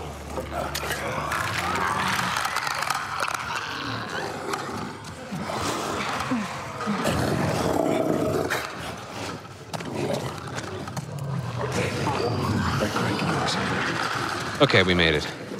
So when I entered the tunnel, I fired a bullet. That didn't alert anyone, but it triggered a checkpoint that placed us a lot further ahead. So I started with a distraction, and then I picked up another bottle that was at my feet. And, Okay. yeah, and then we just kind of went from there. Then there was just a lot of starting and stopping of your sprints and stuff like that. We've been doing that the whole game. What's cool, though, and I actually appreciate this attention to detail, when Ellie drops the crate down for you to climb out, they do actually hear it. So the alert is triggered at the end, no matter what. In the original, this very loud crate was dropped and, like, nothing happened. There was no consequence to it or anything. But in the remake, they hear it, which is fine, because you're going to climb out of there anyway. It makes you sweat a little more. Yeah, just know all of those timings for the sprinting, the stopping sprinting, the crouches, the slow crouches, it was all done with intent. That gets Ellie closer to us. Now we're going to do a variation of the Mr. Clicker strategy, which is a lot more fun to do in the original, but it doesn't quite work in the original. But there's a variation here. What we're going to do is shoot him. Triangle prompt. Now, when you shoot this clicker, as long as it's on the other side, you're not supposed to boost her over. See, there's a clicker right there, and Joel's is like, all right, Ellie, come on, get on the other side. So what that was all about, see, normally if I were to shoot it and then hit triangle later, you can't boost her over. But I did all that very, very quickly. So the triangle prompt was still there for another maybe quarter of a second. I did the inputs back to back, and it allows us to sprint this little bit right here. That's all it does. It saves maybe a second and a half over the other way, which is boosting her over without alerting the clicker and then killing it on the other side. But it's a time save and much easier to do with a shotgun.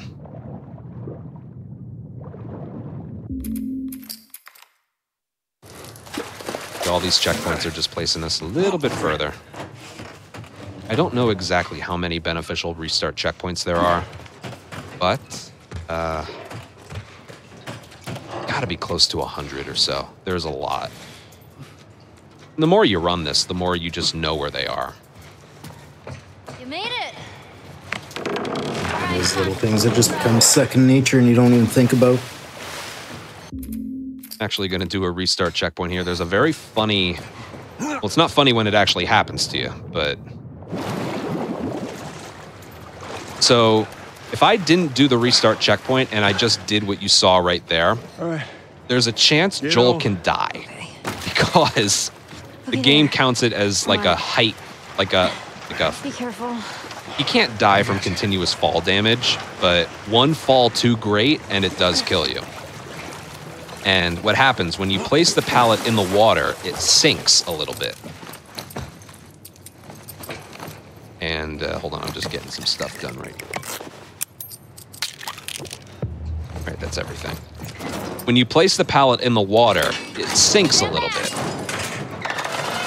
So when you jump in the water right after that, the game treats the pallet as floor. Ladder broke off the wall. Now what? So when you jump, I'll figure something out. just kills Joel instantly because it thinks the height is too great, and it's a fall damage death.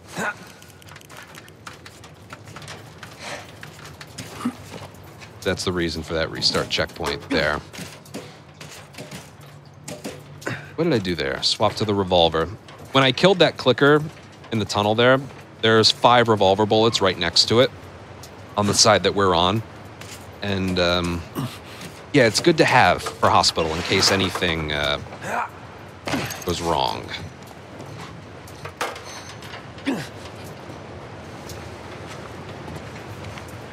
The Molotov we just crafted is actually optional. We're gonna do it right before the very last door that we have to go through. But, gotta trust me on this, it's much better to have it than not.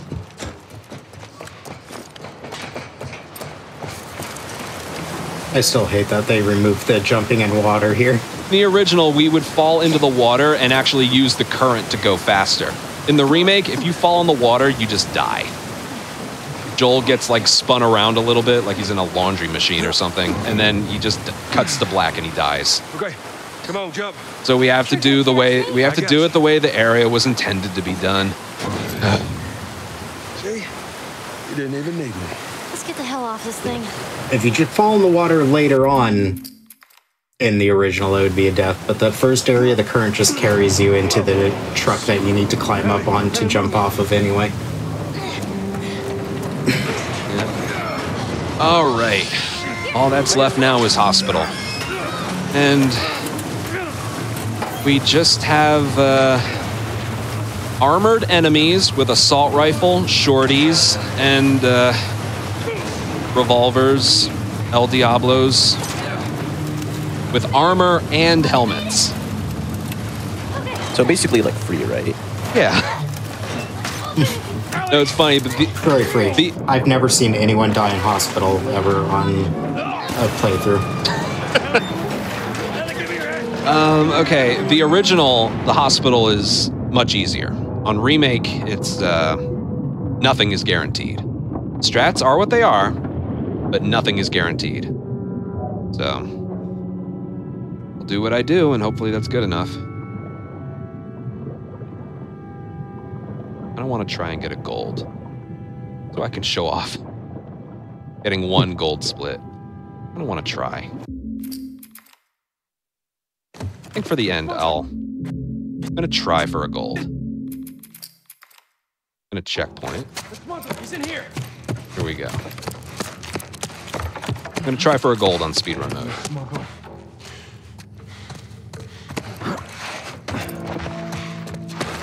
I get alerted here.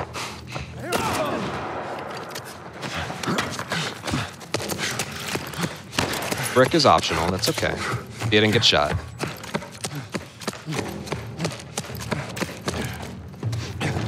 See that enemy run past and we just go. You can see how free that is. But it's surprising. That works most of the time. You see one enemy run to the right and then you just go and point the camera down off of them. So it's slightly more consistent. Checkpoint here.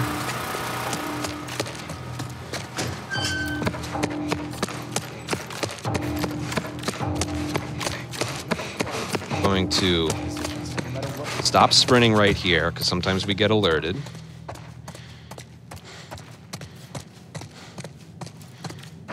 crouch.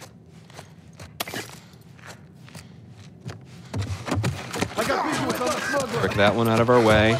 Here comes the molly. Watch my back. I got him. You missed. We're through. Nice. Normally, I take it a little bit slower to brick that one enemy to my right out of the way. But I'm actually trying for a gold here just because I want to show you what it looks like when you get it. On speedrun mode. Yeah, that was a perfect hospital. See why you want the molly there? You really want it. Sweet Jesus. Doctor? I was so nervous the whole time, I'm not gonna lie. Won't let you take her. That will have no repercussions later, surely. None whatsoever. Season 2 coming up. Yes, I wouldn't be able to run Last of Us on As Seen on TV if this took place 2 years ago. Okay, we got the movement right. I don't know why. I haven't gotten, because I haven't been doing all the restart checkpoints, I haven't gotten one speedrun mode timer gold yet. I'm really trying for one here. There's a chance that this works. Let's see. If I do get it, the chapter will be over and it won't be counting out a plus. Let's look on the top right with the timer. Come on, give me this one. That was a really fast hospital.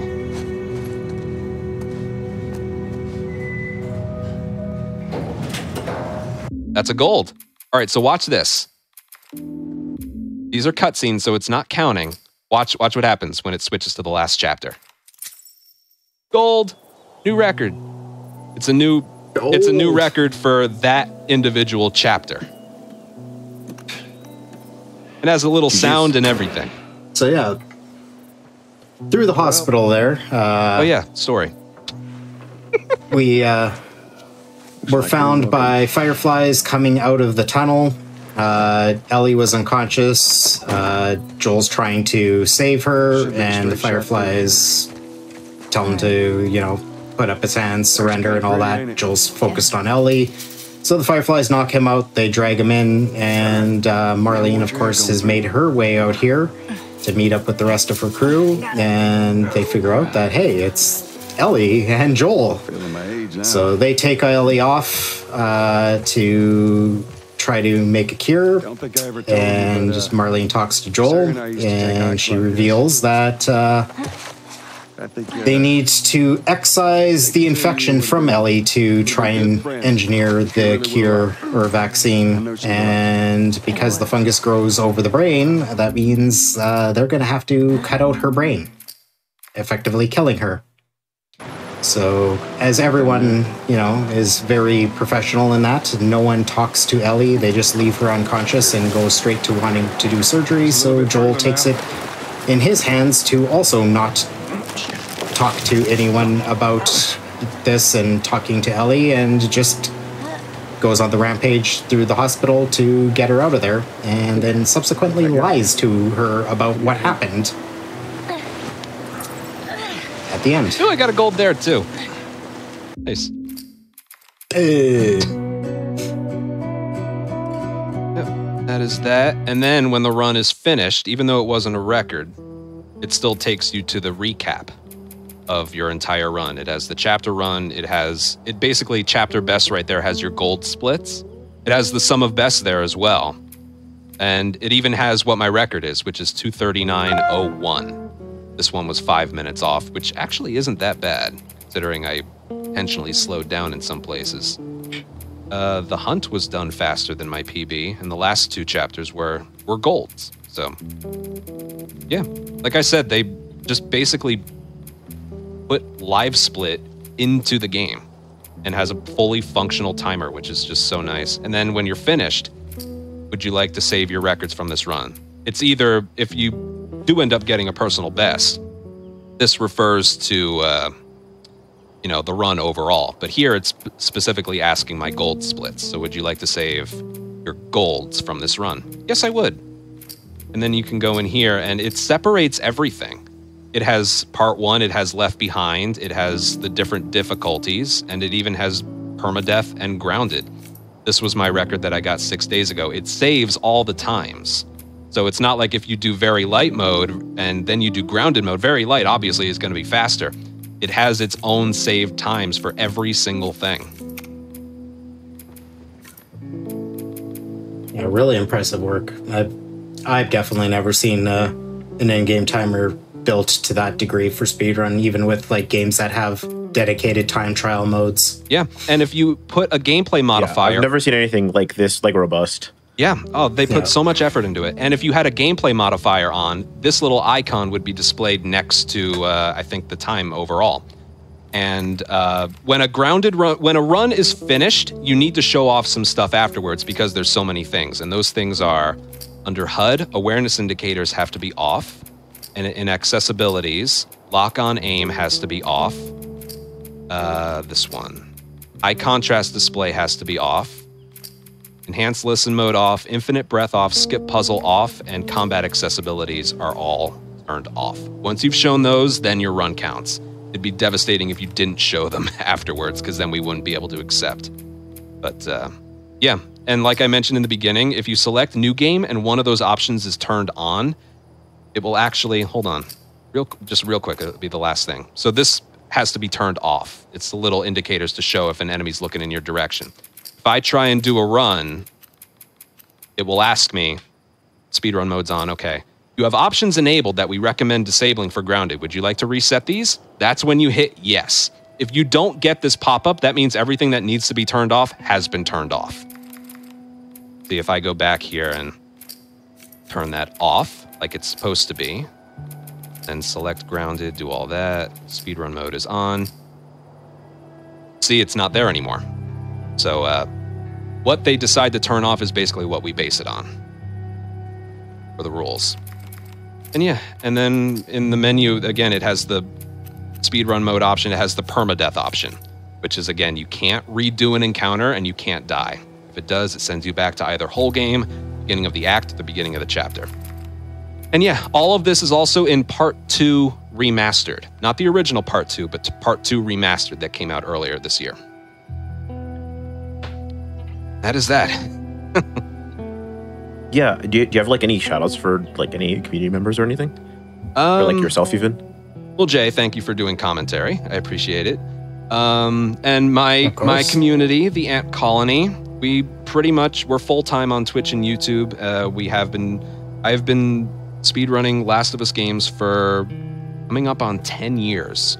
Thankfully, there's a lot of different Last of Us games now that we can play, so there's variety now, but yeah, we've been doing it for 10 years. My birthday is in 3 days, so we'll be doing... I'm going to give one more try at permadeath, just one more day to see if I can improve, and then we'll be moving on to Left Behind. But yeah, and another shout out to, he was in chat before, Crooked Spin, whose real name is Andrew. He was the mastermind behind the speedrun mode for this and Part 2 Remastered stuff. So and a ton of the AI behaviors. Mm-hmm.